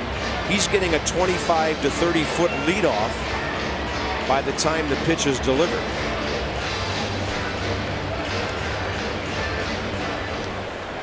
In fact, Guzman with his bad feet better be in a hurry or Nyjer Morgan might catch him.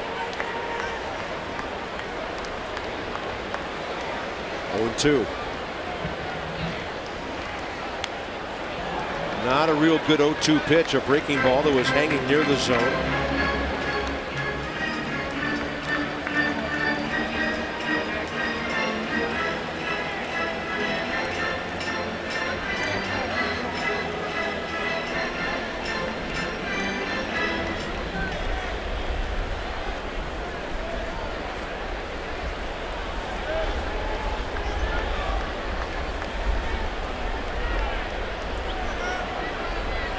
To Nick again. He gets jammed.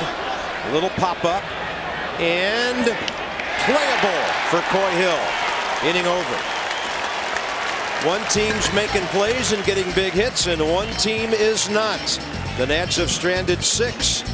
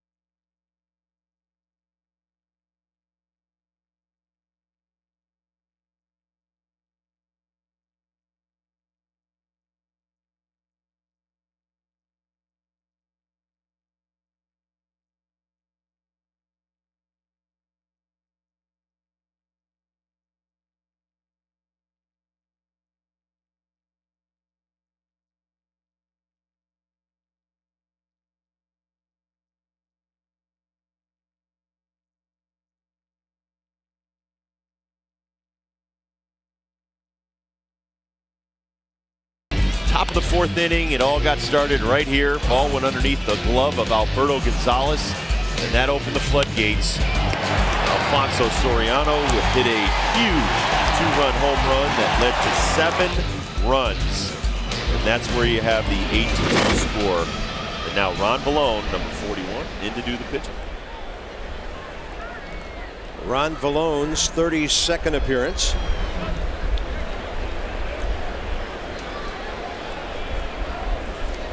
And some struggles lately.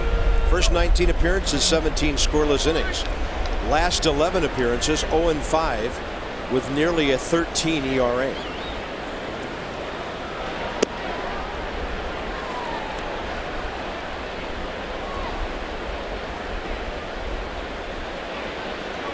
Bottom 3 for the Cubs in the 5th, Fontenot, Hill, and the pitcher Kevin Hart. Good hard-breaking ball for a strike.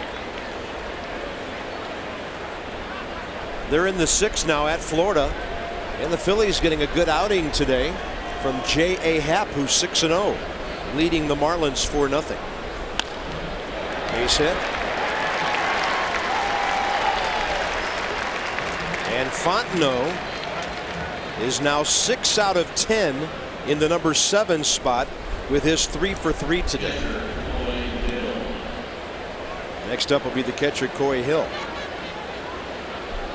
12 hits for Chicago.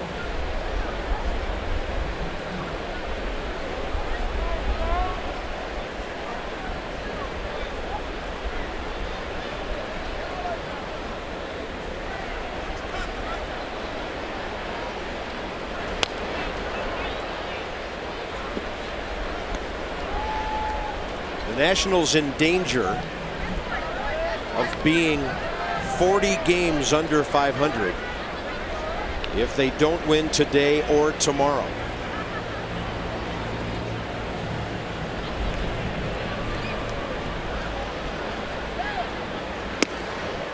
And a high fastball by him, 0-2. Cubs doing some scoreboard watching. Arizona in the top of the 4th, scoreless at St. Louis. Kyle Loesch going for the Cardinals there. Cubs are 2 back with Milwaukee, and they're still in a 3-3 game, middle innings at Cincinnati. In that Central, they have 4 teams within 3 games, and then the Reds are 5.5 back in 5th place.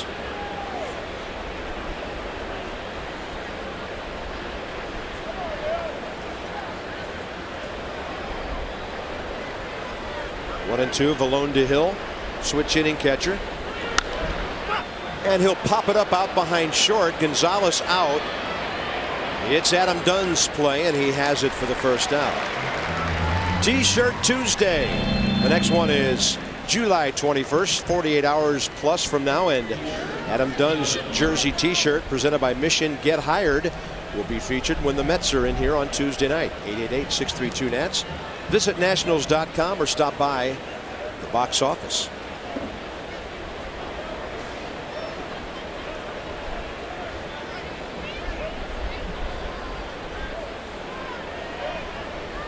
Here's Hart, the pitcher, looking to sacrifice.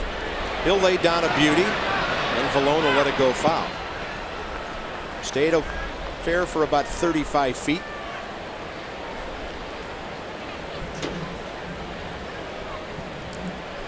Well, fresh off the RBI single for his first major league hit, he tries to do a sacrifice, and on the Exmo, Ron Vallone picks the ball up. Have to go back and try it again, young man. Doesn't have a career sacrifice, but has a career base hit and an RBI. And now has a nice .333 batting average. You know, they scored 3 more runs after his hit. If he makes an out, this might be a 4-2 game. Strike 2.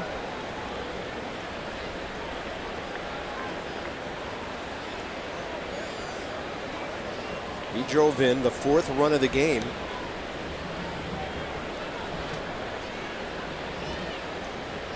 Garrett Mock and company had taken care of business there In fact, it might be a 3-2 game with Soriano's homer being the difference.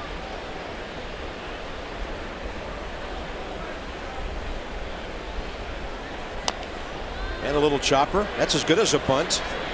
Vallone makes the bare hand play, which is better than picking it up with your glove. And the runner goes to second with 2 outs. Top of the order, Fukudome. Nats haven't gotten him out today.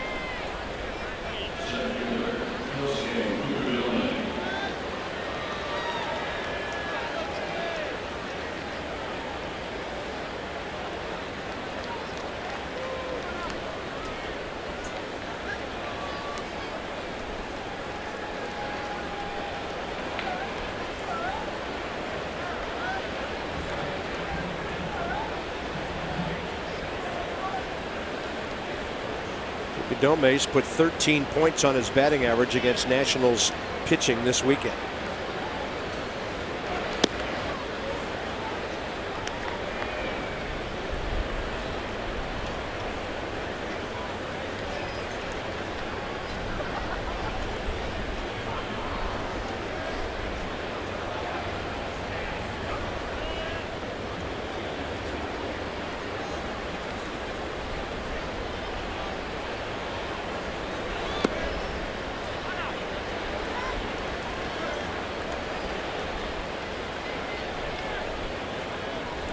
Former Central League MVP, he won 4 Gold Gloves over there. First year in the big leagues last year. Not that impressive. He made the All-Star team at midseason, but had a big-time second-half fade. Only ended up hitting .257. He hit .300 4 times over there. Won a couple of batting championships. He's won the gold, bronze, and the silver. Different baseball tournaments. Gold medal at the WBC in '06. Olympic silver '96 and bronze '04. He's had a good series. I was afraid the Nats might wake up a couple of Cub bats, and his along with Soriano's, who did play in Japan, by the way. The most notable of the weekend now.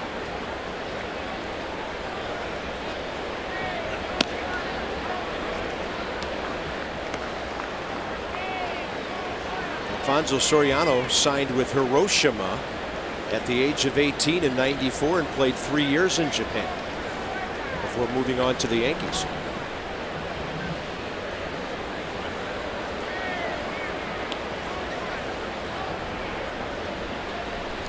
Three and one. And a foul keeps Kosuke alive.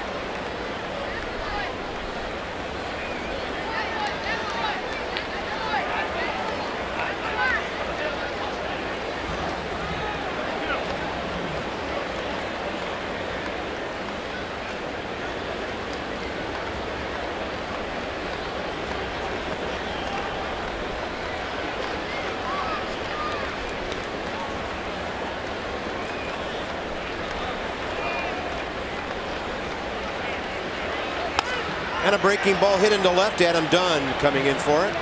And the Cubs are gone in a scoreless top of the 5th. We're halfway through the game already. And it's 8-2.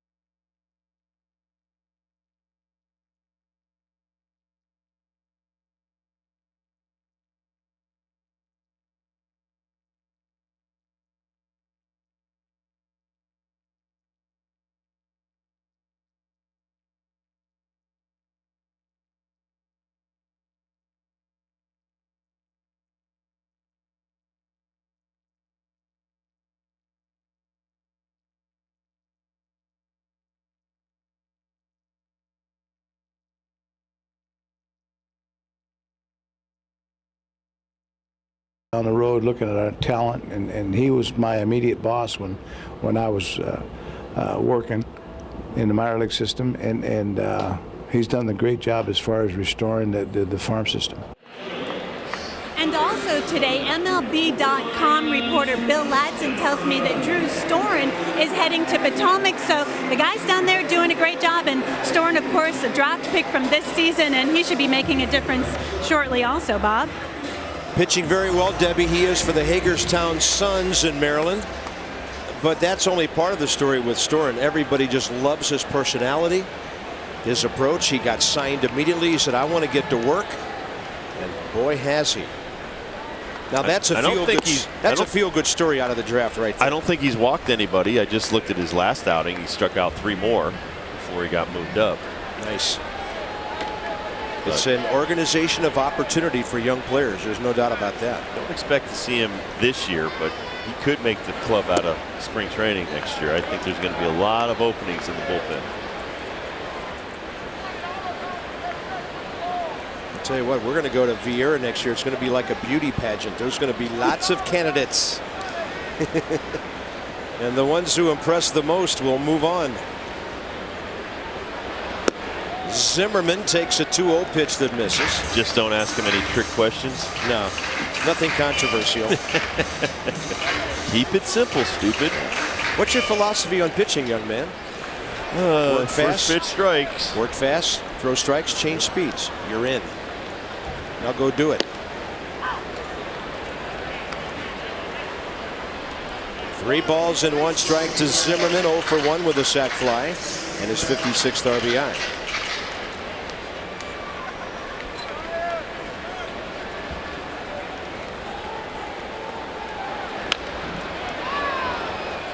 It's like that Twisted Sister video where the guy goes, "What do you want to do with your life?"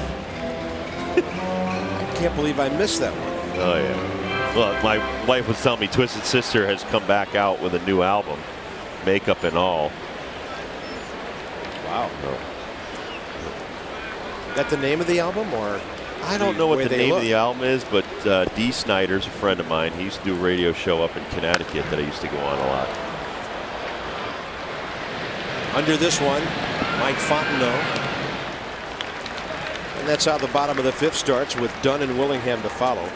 Ryan Zimmerman and Adam Dunn, by the way, in this series are 4 for 23. Adam Dunn 1 for 2 today, 2 for 10 in the series, 1 RBI, 6 strikeouts, 5 walks.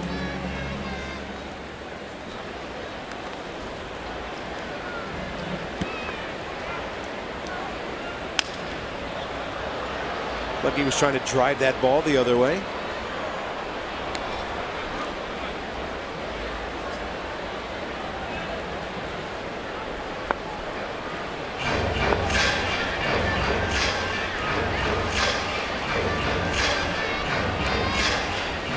It's actually where I met my tattoo artist, Jesse Aristoy.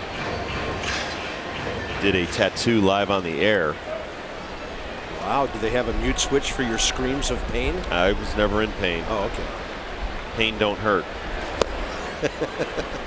As pain don't hurt. Patrick Swayze's line in Roadhouse. Oh, okay. When she's stapling the cut on his side. Okay. Folks, just wait till the 7th inning. Adam Dunn drives it. Can he beat the shift? I don't think so. Fontenot way out there to throw him out. That's where they play when nobody's on base, to cut off hits just like that. Base is empty, 2 outs, and Josh Willingham 0 for 1 with a walk is next. Here's what Kevin did as a Terp. 2-8 high ERA. Not that great numbers in college as a pitcher, but he could sure hack. Now we know why he got that good swing back in the 4th inning. Orioles took him in the 11th round in 04, then traded him to the Cubs for Freddie Bynum on December 6th of 06.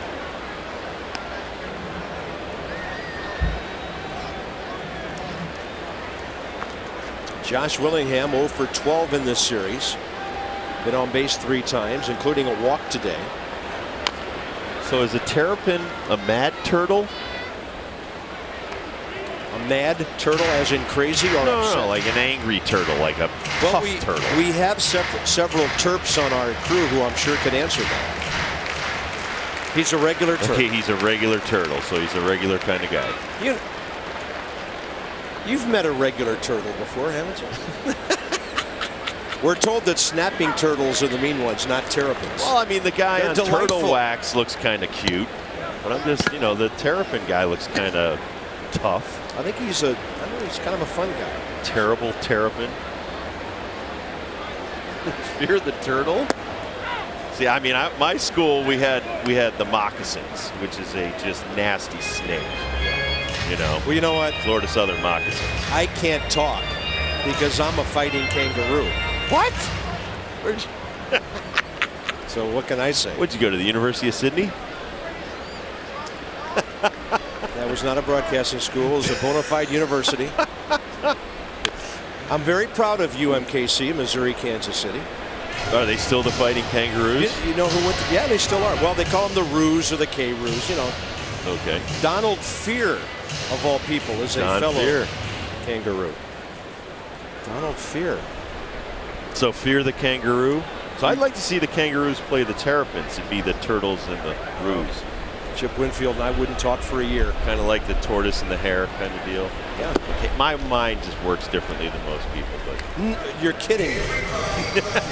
We've come to realize this on the 19th of July. 3-2 to Willingham. Should have a battle of the truck. Battle of the mascots. Battle of the mascots. See who has the toughest mascot. And Josh will be on base for the second time today. That is the 5th walk issued. Well, the Nats will go down into the minor leagues tomorrow. Now, J.D. Martin isn't exactly a kid. He's been around for a while. It's his 9th professional season. The Nats got him as a minor league free agent back in December on the 13th after 8 years in the organization, 147 games, 119 starts with Cleveland. But he has figured something out now. He's pitching extremely well. And the 26-year-old right-hander who stands 6'4", 200 out of Ridgecrest, California, will get the start tomorrow night. As Debbie Taylor reported yesterday, it evidently came down between Martin and Martis. That ball driven to right field, hanging up though, and getting under at Hoffpower, and Josh Bard and the Nats gone on the 5th. Washington stranding 7.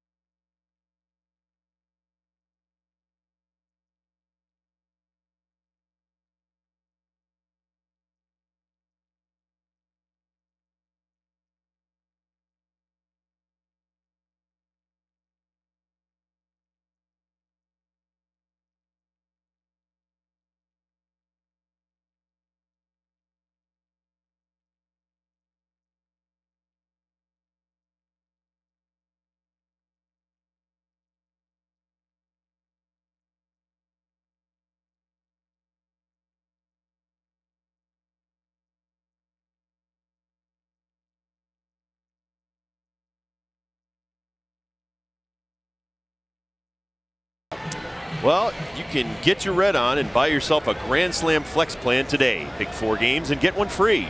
There are 5 different Flex plans to choose from, so you can enjoy ultimate flexibility. Pick your plan, pick your games, pick your seats, and get a free game. It's that easy. For more information on the all-new Grand Slam Flex plans, call 202-675-NATS or visit nationals.com/Grand Slam. Top of the 6th, Ryan Theriot 0 for 2 with a sac fly. Cubs are heading to Philadelphia. I'm sure they want to get out of here with a sweep as quick as they can. I think you will see their hitters swinging early in the count from here on. They're up by 6, trying to put away the Nats here. A busy Chicago box score rolling by today. 0-2.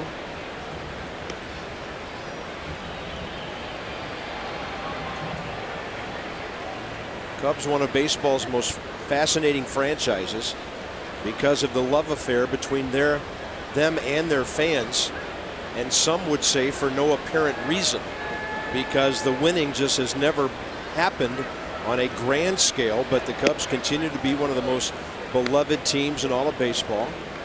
Haven't won the World Series since 1908 when they beat the Tigers in 5. And I think everybody in Chicago thought once the Red Sox took care of business in 04 and then the White Sox in 05, it was going to be their turn. But it hasn't happened. And Rob, I think it's taken their organization and their fans a while to get over what happened in 03. Yes, they were simply devastated, devastated by the Marlins in that 7-game series in which they led 3-1.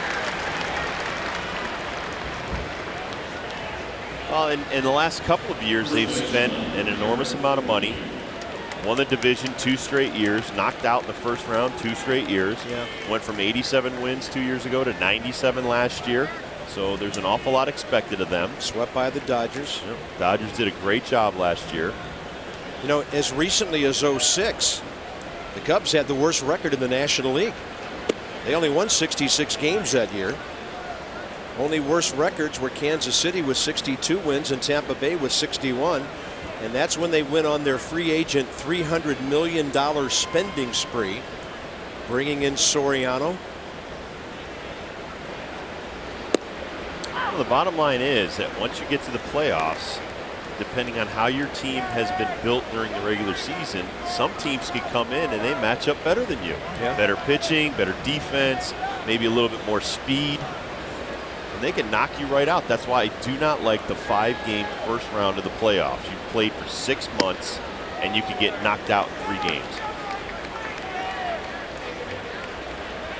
But do you want playoff games 2 weeks into November? No. So that's why I propose you go back to the 154-game schedule. Now, the owners would never go for that because it would cost them money. Well, but the playoffs are always more exciting. Maybe even start the season a little earlier. But the first round, and all sports have gone to it except baseball, they go with the 7-game first round. It's only fair. Well, the only way the owners would ever agree to a 154-game schedule is if they could pay the players for that percentage less for the regular season. You know, one balances the other. Kind of interesting that back when there were only 8 teams in each league and you played 154 games, you played 20 games against everybody in your league during the season. Derek Lee's gone for the first out here in the 6th. Actually played each team 22 times way back before 1969. Lower part of the strike zone right there, 6'6" man. But we'll take that strike there. One out here in the 6th, and Micah Hoffpower coming up.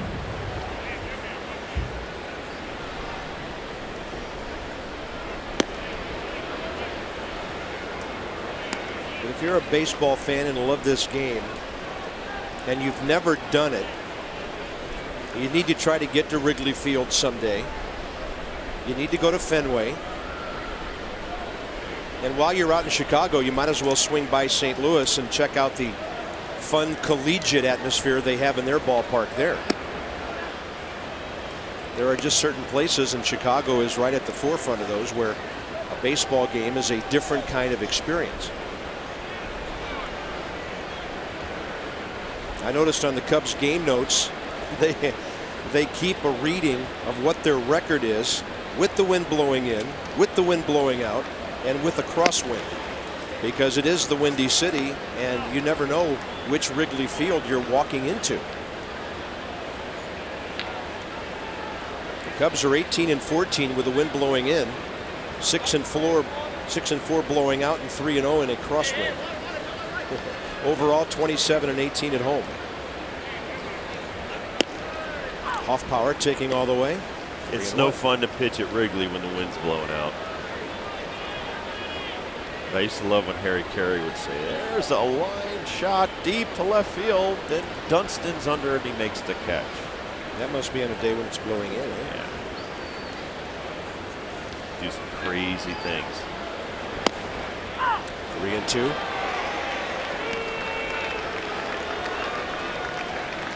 Well, Cub fans are everywhere. I was outnumbered driving into my own building last night. Were Cubs attacking you? No, they were nice. They're furry little bears. I mean, kind of like a cute little turtle.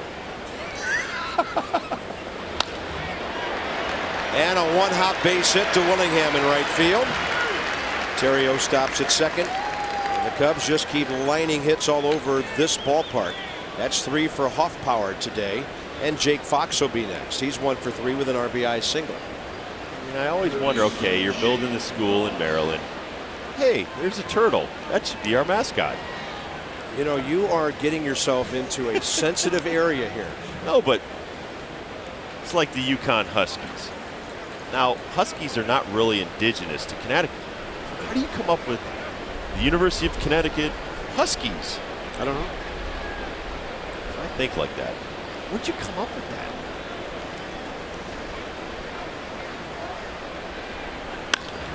How many people of the color orange in Syracuse? That ball carrying and into the bullpen. It's a home run for Jake Fox. And the rout is on. The Cubs lead 11-2.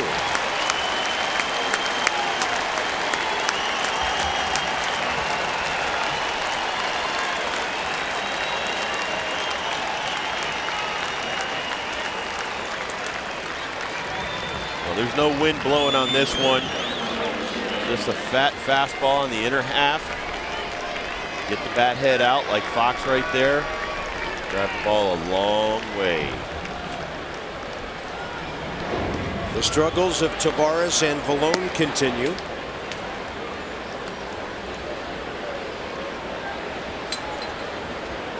And the Cubs lead by 9. See, this is what I feared would happen. Because when they came to town Thursday, I made the comment to Johnny and Ray during our postgame segment. It'll be interesting to see where the Cubs end up the weekend. They came to town, second worst batting average to San Diego, second fewest runs scored to San Diego. They've already moved up 2 spots in the runs column, and they're going to move up another spot or 2 because of their production today. So the bottom line is the Nationals have helped the Cubs get well offensively before they make a big-time visit to Philadelphia.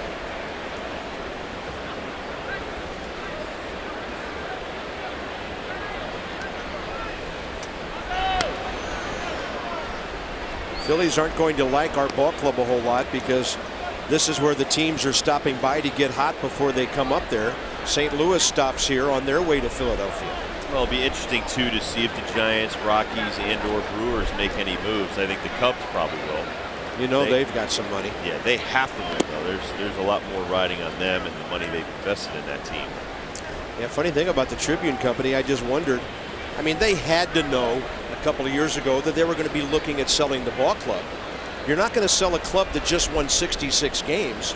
So they went out and spent that $300 million on the free agents, knowing it would make the club more attractive to sell and, of course, put a winning product on the field for their long-suffering fans. So, you know, when you look back, some purists might say, what foolhardy spending by the Cubs, but it might have been one of the most brilliant moves in recent memory by an ownership group to make a ball club much more attractive, and now that sale is in progress.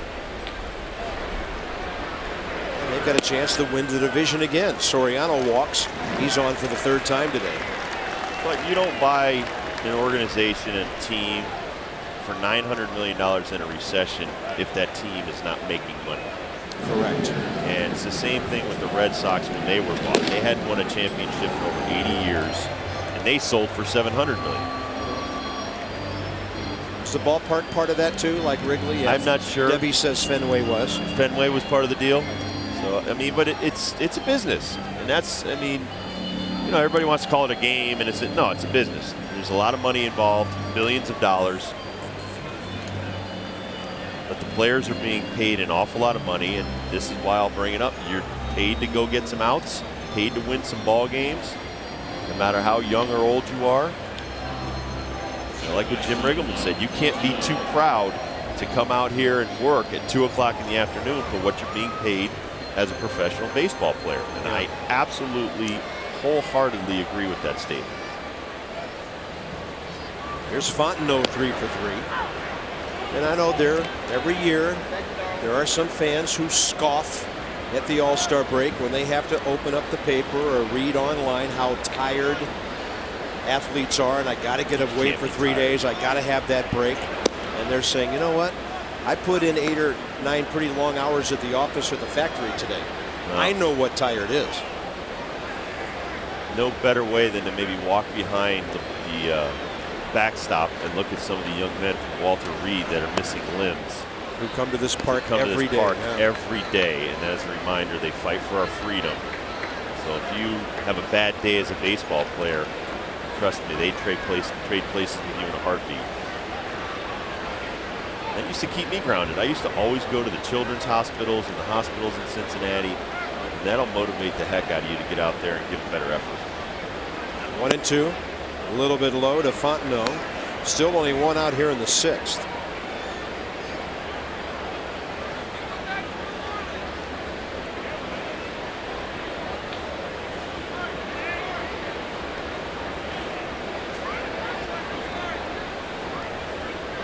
Nick Johnson plays behind Soriano. You don't rub anything in the face of your opponent up 9 runs by having a guy running off of first base, unless it's 3-2 with 2 outs, maybe 1 out, which is it is right now.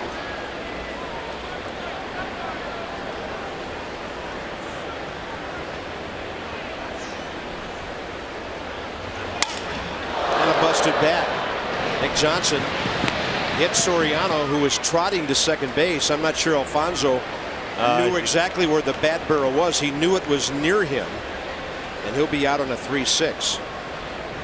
Well, he knows he's got a 9-run lead, and out of the corner of his eye, I'm sure he saw a projectile coming his way, and it slowed him down. As you see the bat, he waited for it to land. I don't blame him. I don't blame him either. 1-run ball game, you're probably out there out racing the bat, but not when it's 11-2. So here's Coy Hill with 2 outs. There's another busted bat. Nick Johnson's got this one. Cubs get 3 more runs on a 3-run shot by Jake Fox, his 5th of the year. It's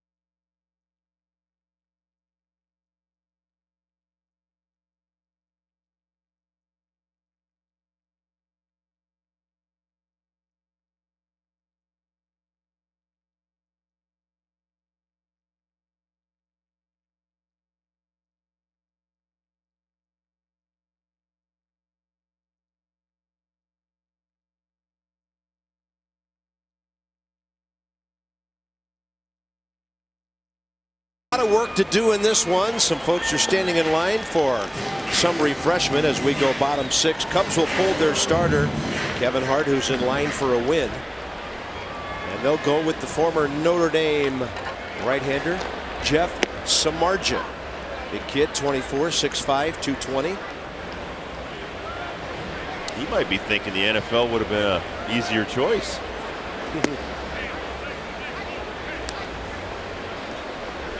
First team All-American in football. They said he would have been a first-round draft pick in the NFL.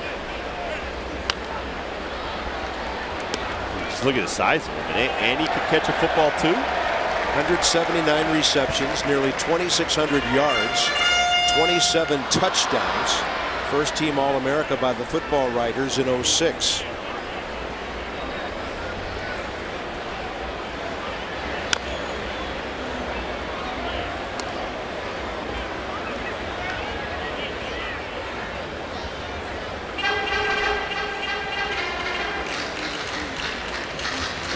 Belliard, Gonzalez, and then a hitter for Vallone here in the 6th. Ronnie Belliard goes up the middle. Fontenot throws him out. Nats haven't had a hit since Ronnie Belliard led off the 4th with a single. Loaded the bases with one out there, did not score.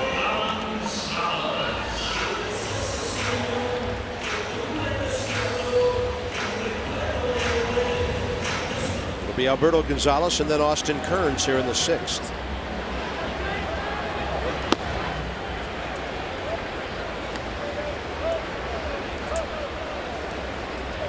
Ron Vallone will give up 3 runs on 4 hits in 2 innings. Walk 1, strike out 1.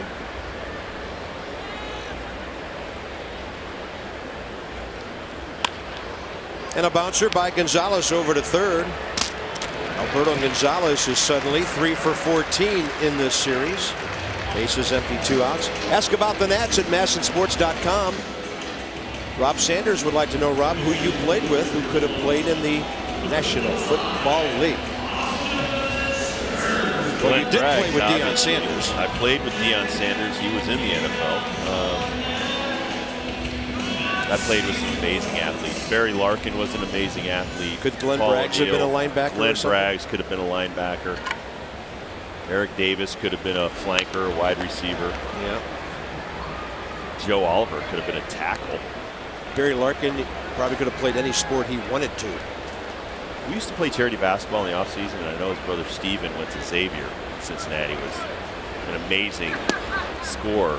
Byron Larkin. Byron Larkin, yeah. Excuse me. And Steven went to Texas. And, but Barry got on that basketball court, and he's one of the fastest people, like laterally, that I've ever seen. And there's just stuff he could do on a basketball court, baseball field. I'm sure he could have played football.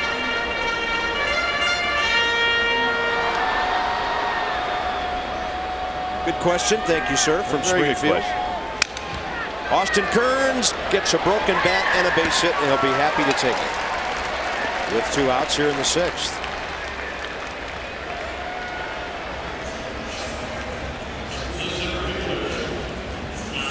Top of the order, Niger Morgan, 2 for 3 coming up. Strong young man, always has been.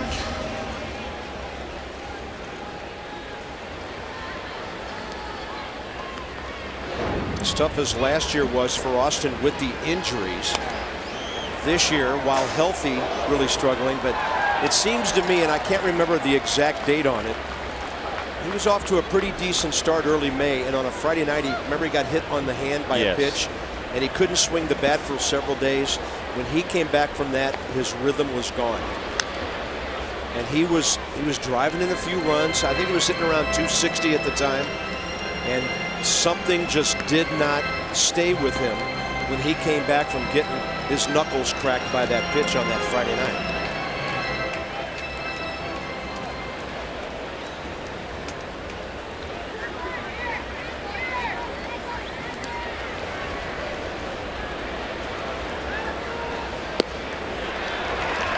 That is it for Morgan and the Nats. 6th inning over. Samardzija gets a scoreless.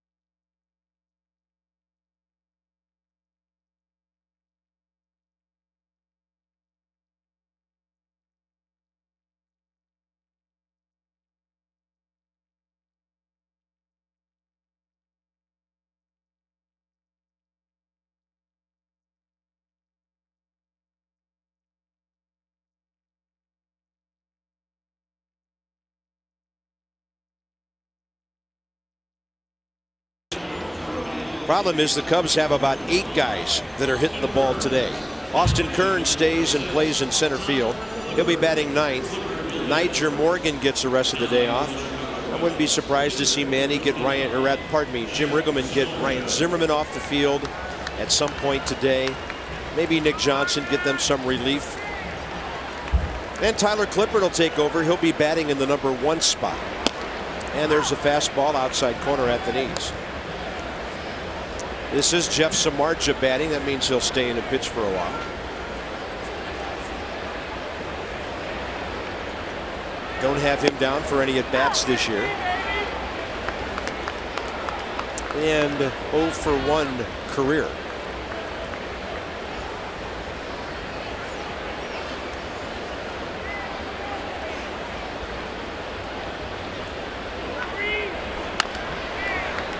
Zimmerman can wait and then charge and throw for the first out.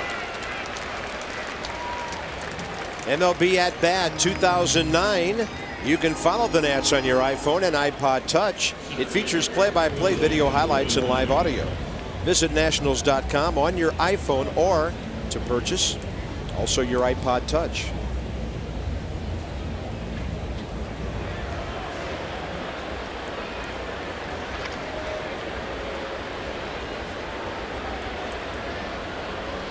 Kosuke Fukudome 2 for 3 today. Double RBI single, a walk. He's had a good series. 6 for 11. And he's been on base 8 times. Well, and you could say that dropping Soriano in the order has helped. Fukudome being a table setter this whole series has kind of woke up the Cubs offense a little bit as they go into Philadelphia.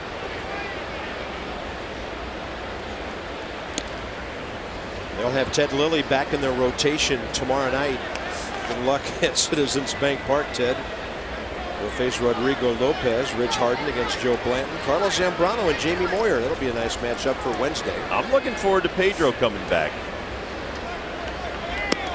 He should be back by the time we go back to Philly. Well, what do you expect from him? I expect about 5 to 6 innings, 90 to 100 pitches, topping out at 87, 88, still with a great changeup, but an attitude and a half. That's something he's always been famous for. Yeah, and he's been away for a while.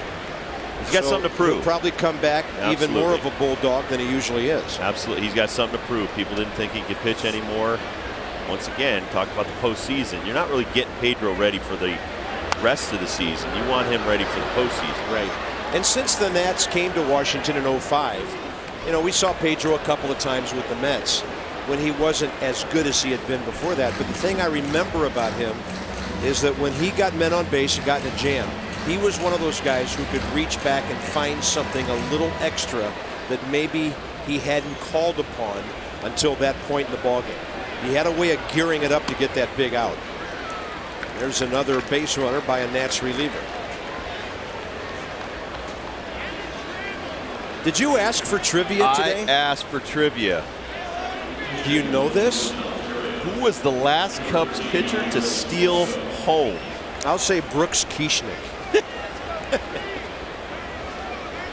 To be a fast pitcher. Yeah. Probably Zambrano. Probably like Greg Maddux. Probably Zambrano after a stand-up triple. I'm going to go with Maddux. Okay.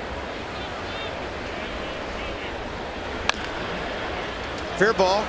Nick knocks it down. Still time. Never panicked.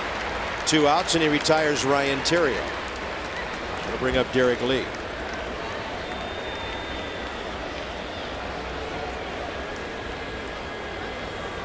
I wonder if the University of Maryland would allow us, like today, to have a little turtle run across the screen. Do trivia. Well, we weren't sponsored today. We weren't sponsored today, so how about Terrapin trivia? Well, and then the little guy runs across the screen. I'll call Gary Williams. I think he'd be okay with it. Coach likes to have a little Johnny fun. Holiday does what? Their football and their basketball? Johnny Holiday is the University of Maryland. Okay. So they got some connections.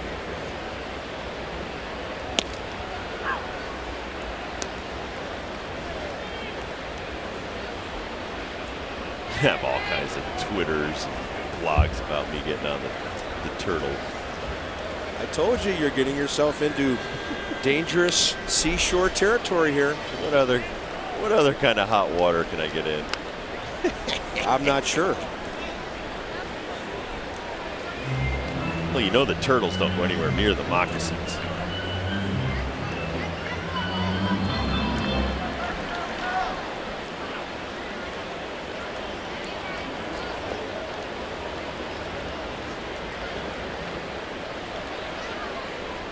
Oh-2. And it's Reed Johnson now for Derek Lee. He's late for that one.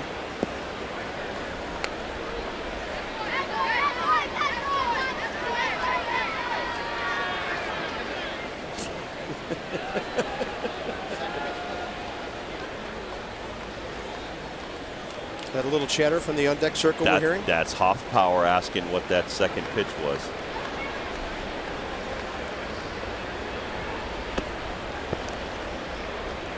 He's talking and getting his answers evidently from Ryan Dempster, who's standing there helping spot opposing pitchers. Who actually, in Ryan Dempster, does one of the best Harry Carey impersonations. I think he's better than Will Ferrell.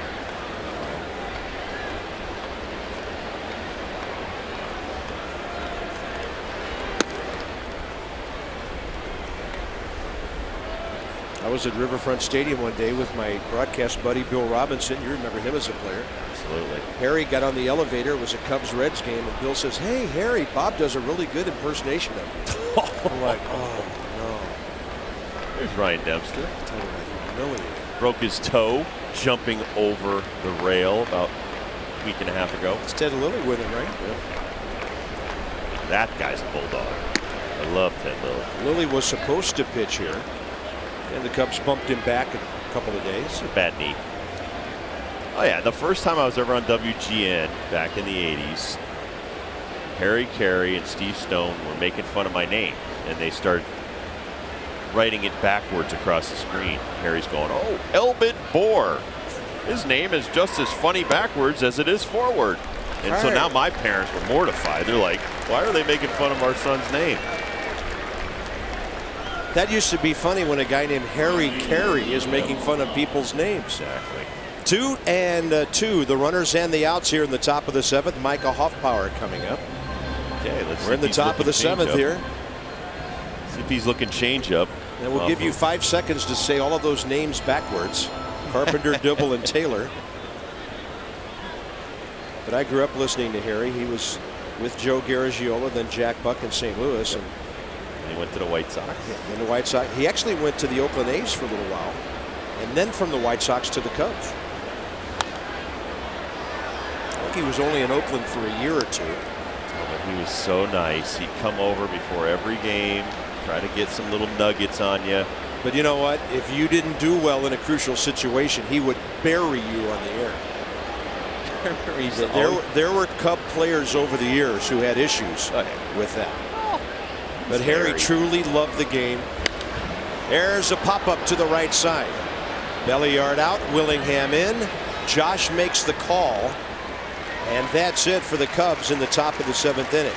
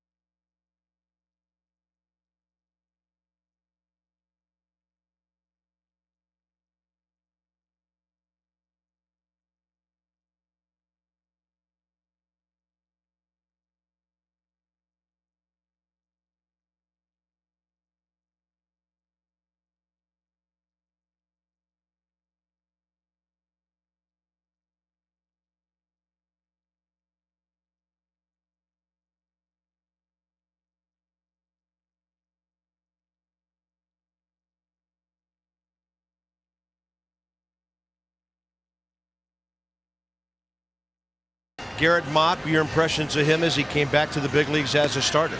Well, he started out very well. Went through the order quite well the first time. Then an error led to some problems the second time through the batting order. Wasn't able to bail out the defense on that one. And then you give up the huge hit to the pitcher spot. So that was probably the one thing that Garrett would like to have back. But you know what? Not that bad of an outing. He's got to get his feet wet. Give him 3 starts before you really start assessing how well he's going to do in this rotation. But you got to have a little bit of defense behind you. He didn't get it on that one play, but also you have to bow your neck sometimes and pick up your defense and get some big outs. And it just wasn't able to happen for Garrett Mott today. And then the bullpen, once Julian Tavares got in the game, it really got away from the Nationals today. And that's been the story the whole season.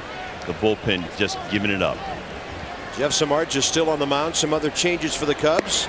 And it's Nick Johnson leading off bottom 7. Micah Hoffpower will come in and give Derek Lee the rest of the day off. Kosuke Fukudome goes to right field. And that'll mean Reed Johnson is in center.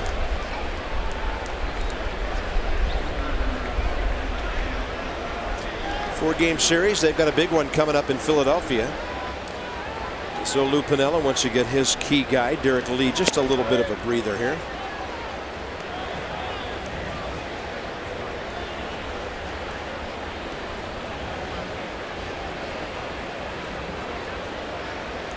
Nick Johnson today, 2 walks. He's 0 for 1. And Samardzija misses upstairs, 3-1.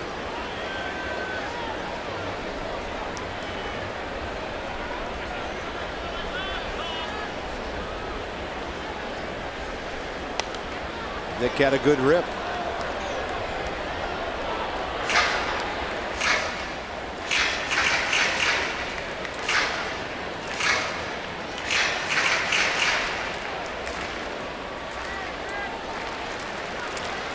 And you look back at some of the games by Ryan Zimmerman and some of the other players. You see Nick Johnson strike out by Samardzija blowing a fastball by him. He hasn't had a lot of days off. Not just to rest his arm throwing or swinging the bat when he wasn't getting hits and things. You know, when you're chasing wins, it's very difficult for the manager to say, hey, I'm going to give you a couple of days off right here. And, you know, maybe we have a day off on travel or something like that. So really a lot of our everyday players are not well rested. Yeah. And you can't say, well, they're tired. No, it's not about that. You have nicks and bruises and sore arms and things like that in the course of a year. Not making any excuses for any of them. But that's, you see Lou Piniella pulling guys out right now. He's trying to keep his people fresh as he's chasing the Cardinals down. Yeah, and you can do that when you've won the first 2 games of a 3-game series, day game after a night game, or 3 of the first 4. 3 of the first 4. But Right. the Nats have never been in a position all year to do that. So you have to keep Ryan Zimmerman out there. You have to keep Dunn out there.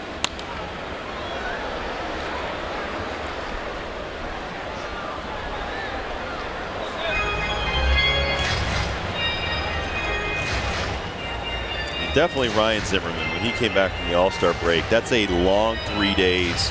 You're just flying all over the place, doing so many things for other people. Your head is just spinning.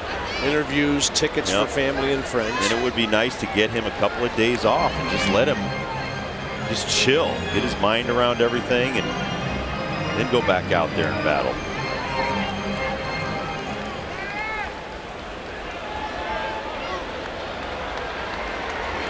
Ryan gets jammed and pops it up. Up behind short, Ryan Theriot. 2 outs. Going to be a while, but we will have Verizon Fios presenting Nats Extra postgame. Johnny and Ray, they'll talk about Garrett Mock, who only pitched 1 out into the 4th inning. Postgame thoughts from Jim Riggleman and a preview of J.D. Martin's Major League debut, coming at the age of 26 tomorrow. Well hit. Adam Dunn out of here. Adam Dunn's 24th of the year. His first home run since 8 days ago in Houston. And the Nats are on the board. It's now 11-3. And for Adam Dunn, number 302.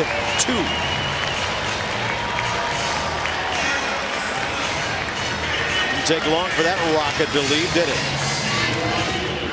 Nope. Samardzija throwing a lot of fastballs. You're up by 9 runs.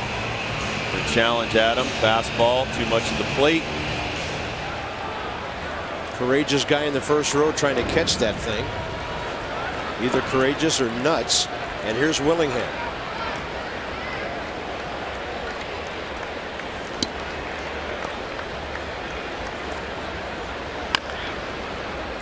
Well, Josh suddenly can't buy a hit. Been on base 4 times in the series, hit by 2 pitches, 2 walks, but he's 0 for 12. So I'd like to see him level off, get a nice swing, get a base hit, and be ready to roll when the Mets come in tomorrow night. In that series, by the way, we mentioned J.D. Martin and Levon Hernandez, John Lennon, Oliver Perez lefties on Tuesday, Craig Stammen, Mike Pelfrey righties on Wednesday. And then the makeup game with St. Louis will be Zimmerman and Wainwright. Top of the 8th coming up. Nats going to run on the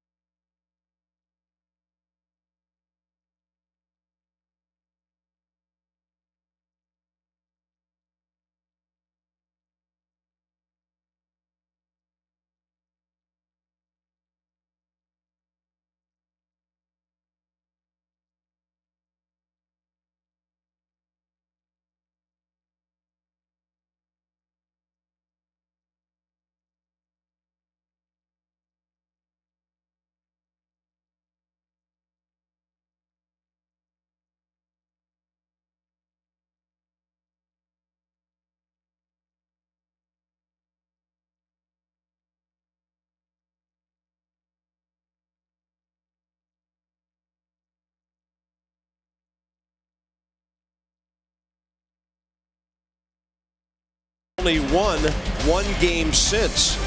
Coming into tomorrow night's game, he's 5-5 with a 5.10 ERA. J.D. Martin, the Nats youngster, will take him on. We'll get you going at 6:30 with a pregame show. Johnny and Ray. Jerry Manuel struggling Mets. They've had a ton of injuries. Starting today, 8 games behind the Phillies. And we've got first pitch for you. Screech will be here at 7:05. Ronnie Belliard goes to first base. Willie Harris into the game to play second. And I'm not sure we've ever seen Anderson Hernandez play the outfield, but he's in left. And the new pitcher is Sean Burnett. Austin Kern stayed in center. He did.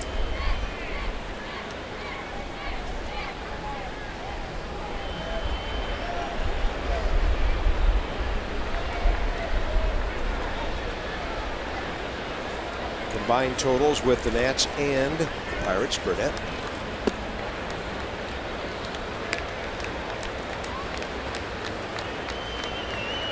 Jake Fox, a home run last time.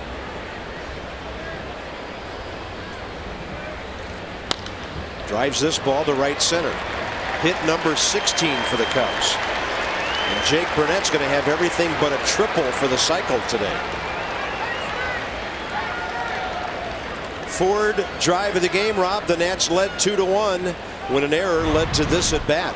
Well, led to that fastball on the inner half that right in Soriano's wheelhouse. He turned it around for the Ford drive of the game.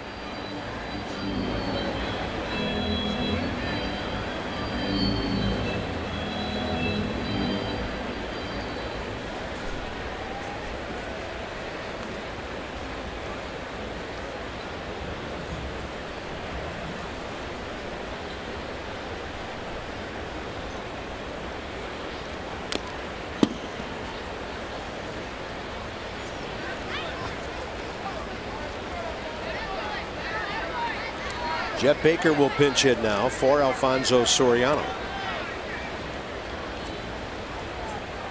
Baker, former Colorado Rocky.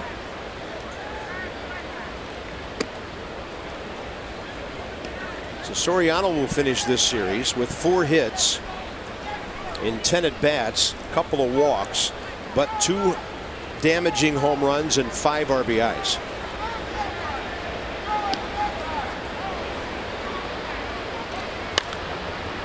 And that little flare will go foul.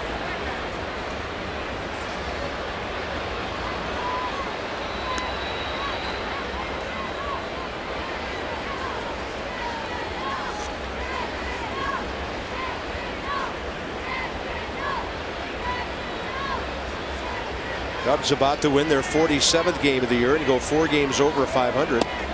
They were at the 500 mark when they got here on Thursday. Right now, the team they're chasing, St. Louis, leads Arizona 2-1, bottom of the 7th. And Milwaukee has lost their game at Cincinnati. That'll help the Cubs. They'll be a game ahead of the Brewers. They lost that one 5-3. Burnett has the runner trapped. Throws to the shortstop. 1-6-5. Chased down by Ryan Zimmerman is Jake Fox.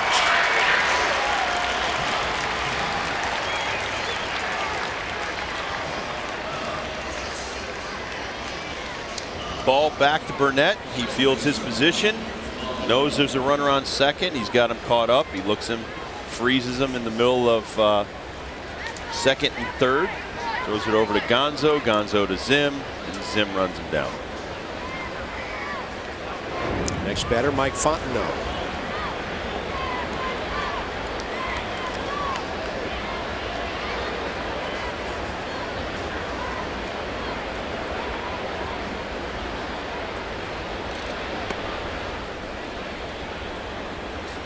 Nationals, unless something unbelievable happens today, will be 6-14 against the Central. At one point, they had a 500 record against the Central this year.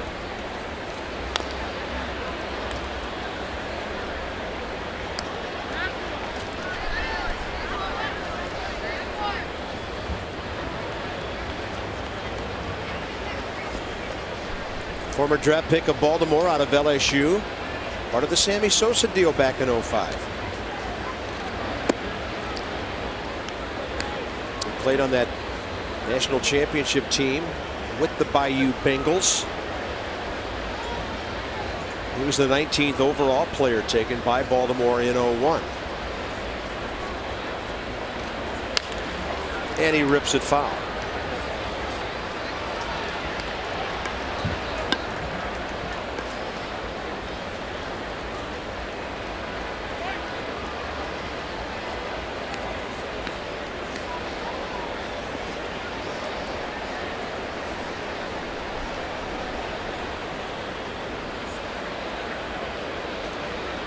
Top of the 8th inning, Cubs have 16 hits, and they lead the Nats 11-3.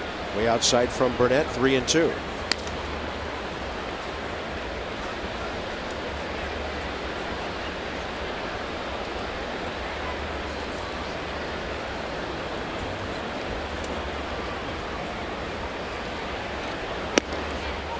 That one is up and in, got him, 2 outs.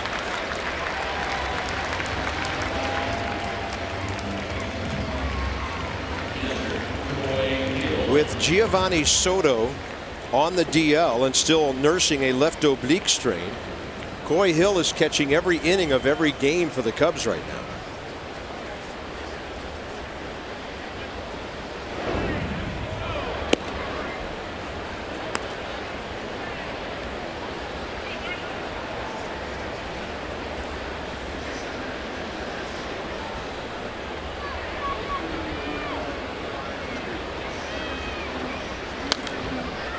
And a little pop fly off to the right side.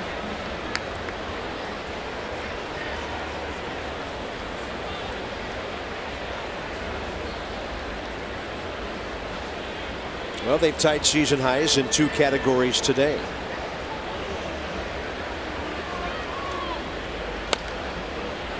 And the Nats have had a good weekend at the gate. Today's crowd of 34,574 brings 125,089 into the ballpark this weekend. That's an average of 31,272. The Cubs travel as well as the Red Sox. They do. Yankees used to be #1, but now it's the Red Sox and the Cubs.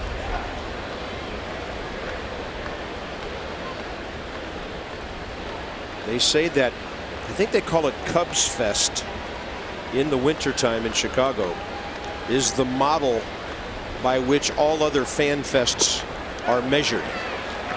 Swing and a miss, and Burnett gets Hill. That's it for the Cubbies in the 8th inning. They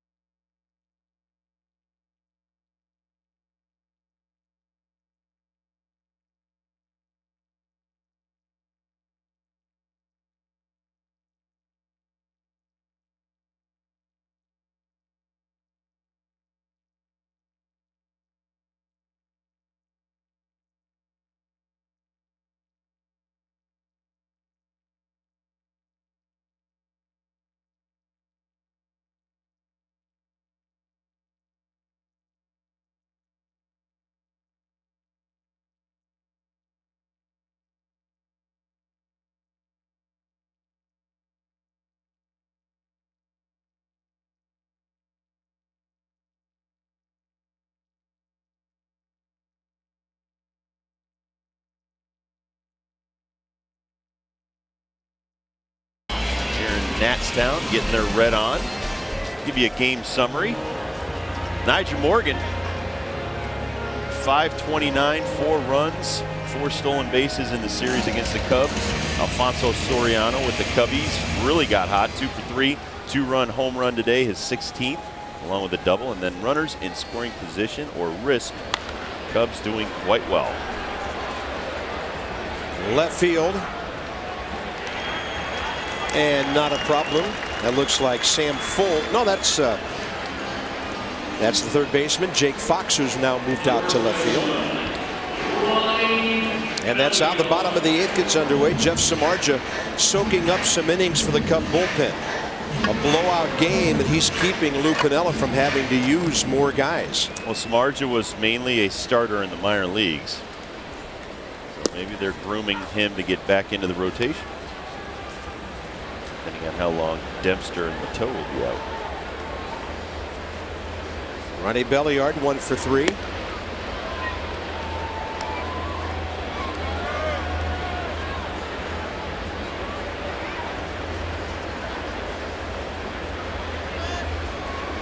Jeff Baker staying in the ball game to play third base after he pinch hit.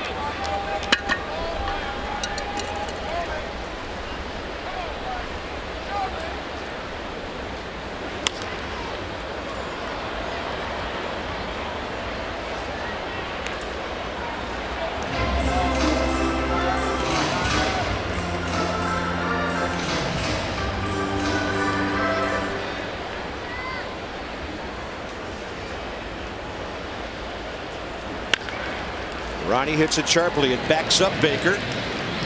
And over to Hoffpower at first base. All right, here's our trivia question. Evidently, Rob Dibble requesting trivia today, and the boys came up with this one. Last Cub pitcher to steal home plate. Suspense is killing me. Sutcliffe. It is Rick Sutcliffe. What was he? I have the feeling Well, somebody that probably might have been on the back end of a double Right. steal. Somebody got second, and then he went home, right? Yep, someone stealing second. I don't think that was a straight steal of I home. don't think so. We'll have to ask Sut about that the next time we see him. Boy, what a thing to be in the record books for as a pitcher. Alberto Gonzalez 0 for 2 today with a sac fly. 3 for 14 in this series, but he's still batting .320 this year.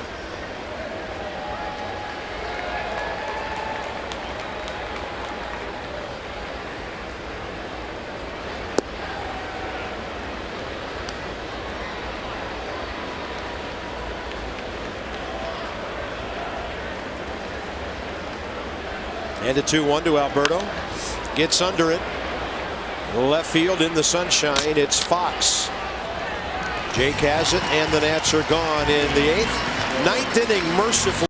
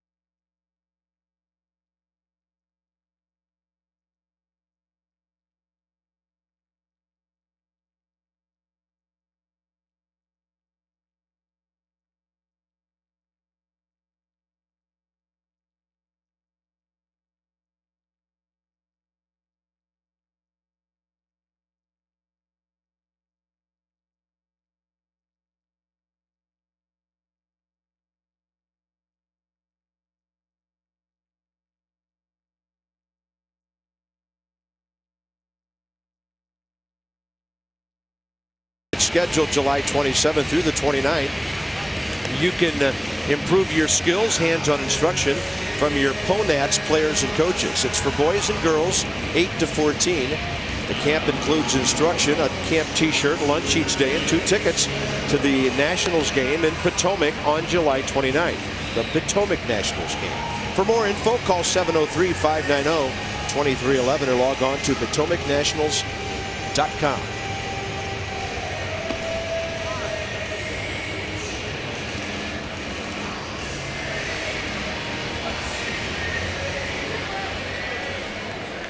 Mike McDougall not getting any closing opportunities lately.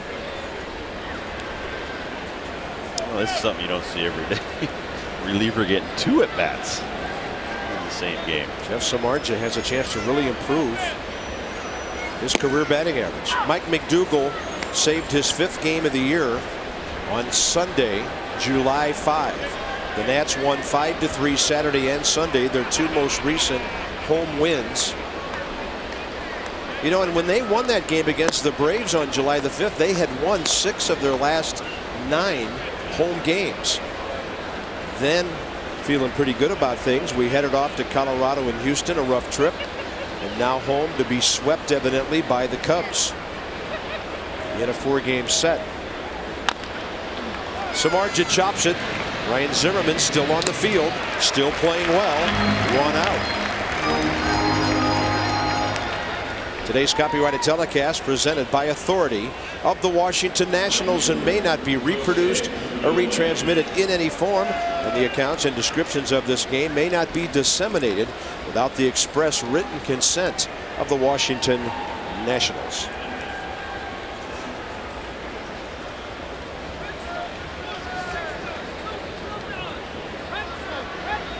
Now you know what's going to happen here, don't you, Rob? Samardzija is going to get a save. He pitches 4 innings. Yep. With them ahead, Zimmerman cuts off another. He's putting on some display today.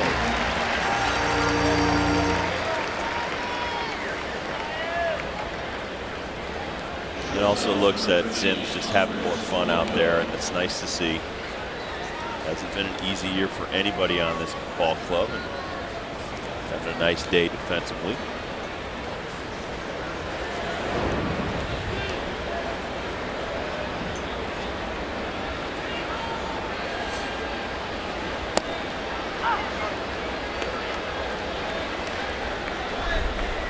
Jeff Samardzija did have 1 save for the Cubs last year when he appeared in 26 games, and evidently he's going to pitch 4 innings to try and get 1 today.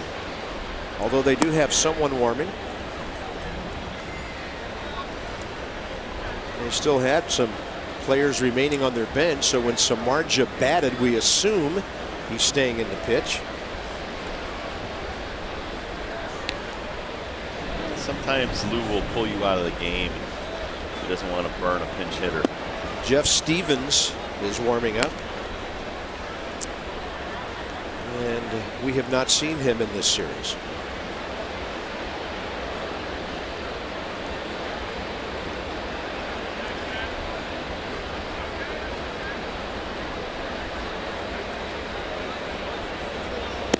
It'll be kind of unusual tomorrow night to see Jeff Francoeur playing right field in a Mets uniform.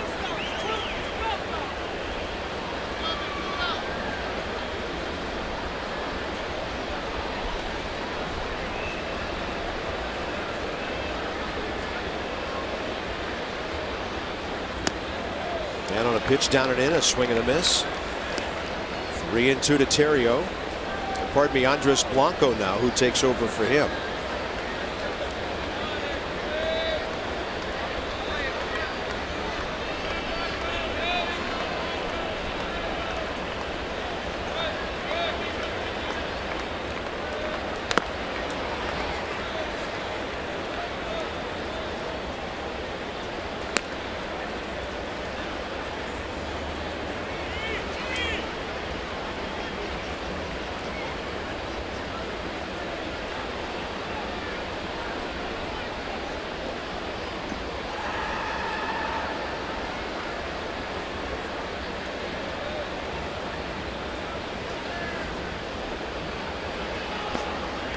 And a 3-2 pitch. McDougal has him reaching and missing. And a 1-2-3 top of the ninth. It'll be Kearns, Anderson Hernandez, and Willie Harris in the ninth for the Nats.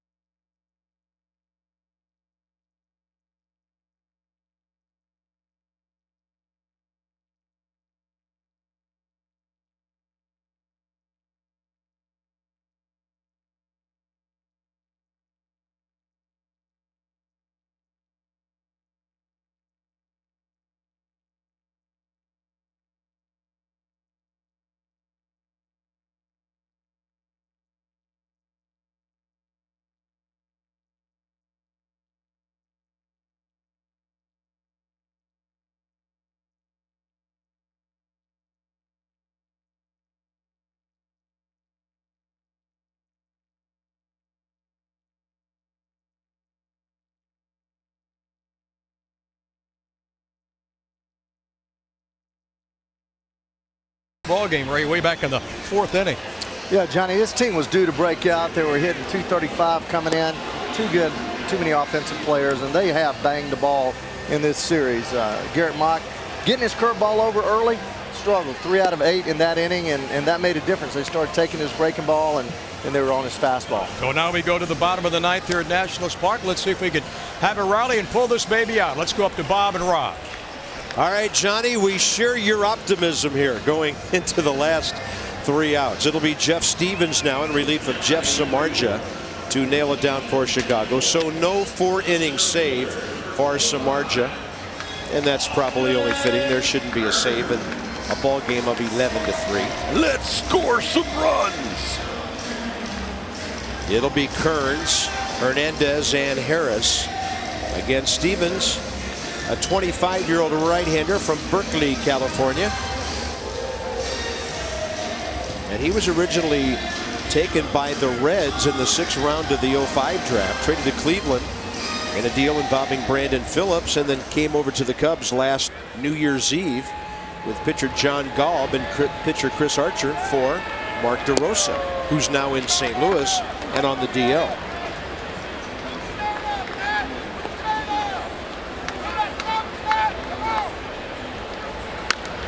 Austin Kearns pops it out of play. Maybe. That's coming back. And it's grabbed on a good play by Hoffpower. His second good catch of a foul ball at a barrier in this series. Off the bat of the right-hander, it had that English and came back. Well, Hoffpower keeps a beat on it. Took his eye off it for a second, picked it back up. It's a great play. Always nice also when you can get good defensive play when you're subbing out the Gold Glove Derek Lee. Oh yeah. Gives you a lot of options if you're Luke Mella and the Cubs.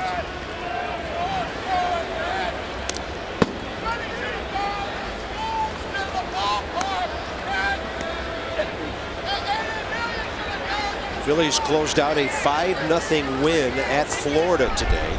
So they've won 8 in a row now. That'll be some series when the Cubs go there. That ball right behind second base. Who wants it? Center fielder Reed Johnson, 2 outs. Well, Roy Halladay pitched a complete game. 9 innings, 6 hits, 1 earned run, no walks, 7 strikeouts. Lowered his ERA to 2.73. Yeah, traded.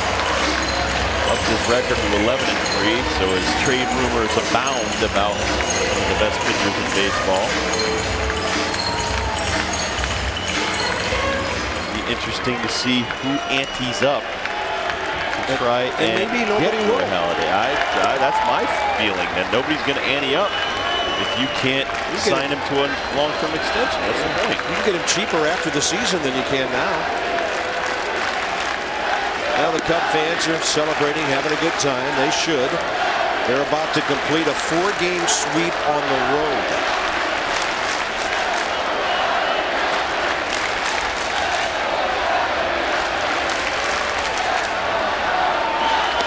They'll be 4 games over 500.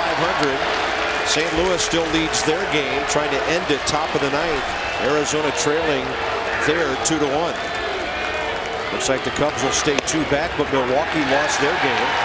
And now it's 2-2 to Willie Harris.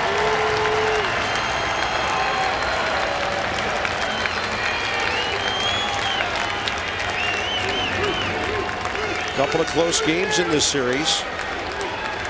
3-1 Friday, 6-5 yesterday, but really the Nats in certain departments have been no match for the Cubs this weekend.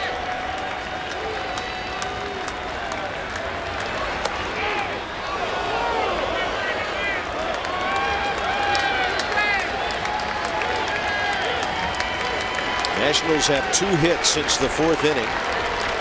But the 7-run 4th for Chicago put this one away. Willie Harris is aboard with 2 outs. And some of our spirited fans are still making some noise as Ryan Zimmerman walks to home plate.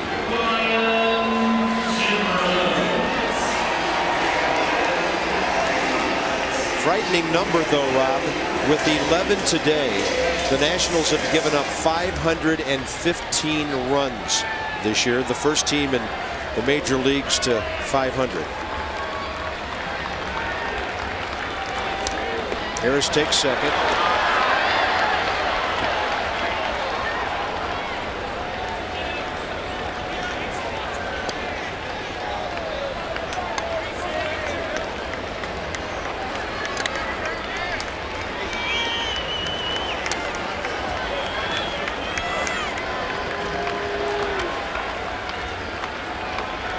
Zimmerman 0 for 3 with a sac fly today in his 56th RBI.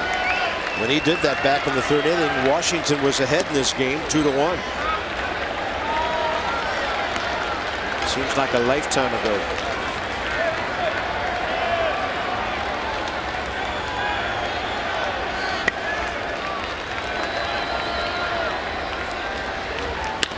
Zimmerman up the middle, big hot, block goal, game over, series over, 4-game sweep for the Cubs.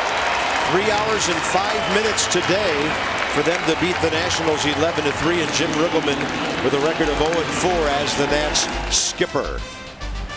Started out promising.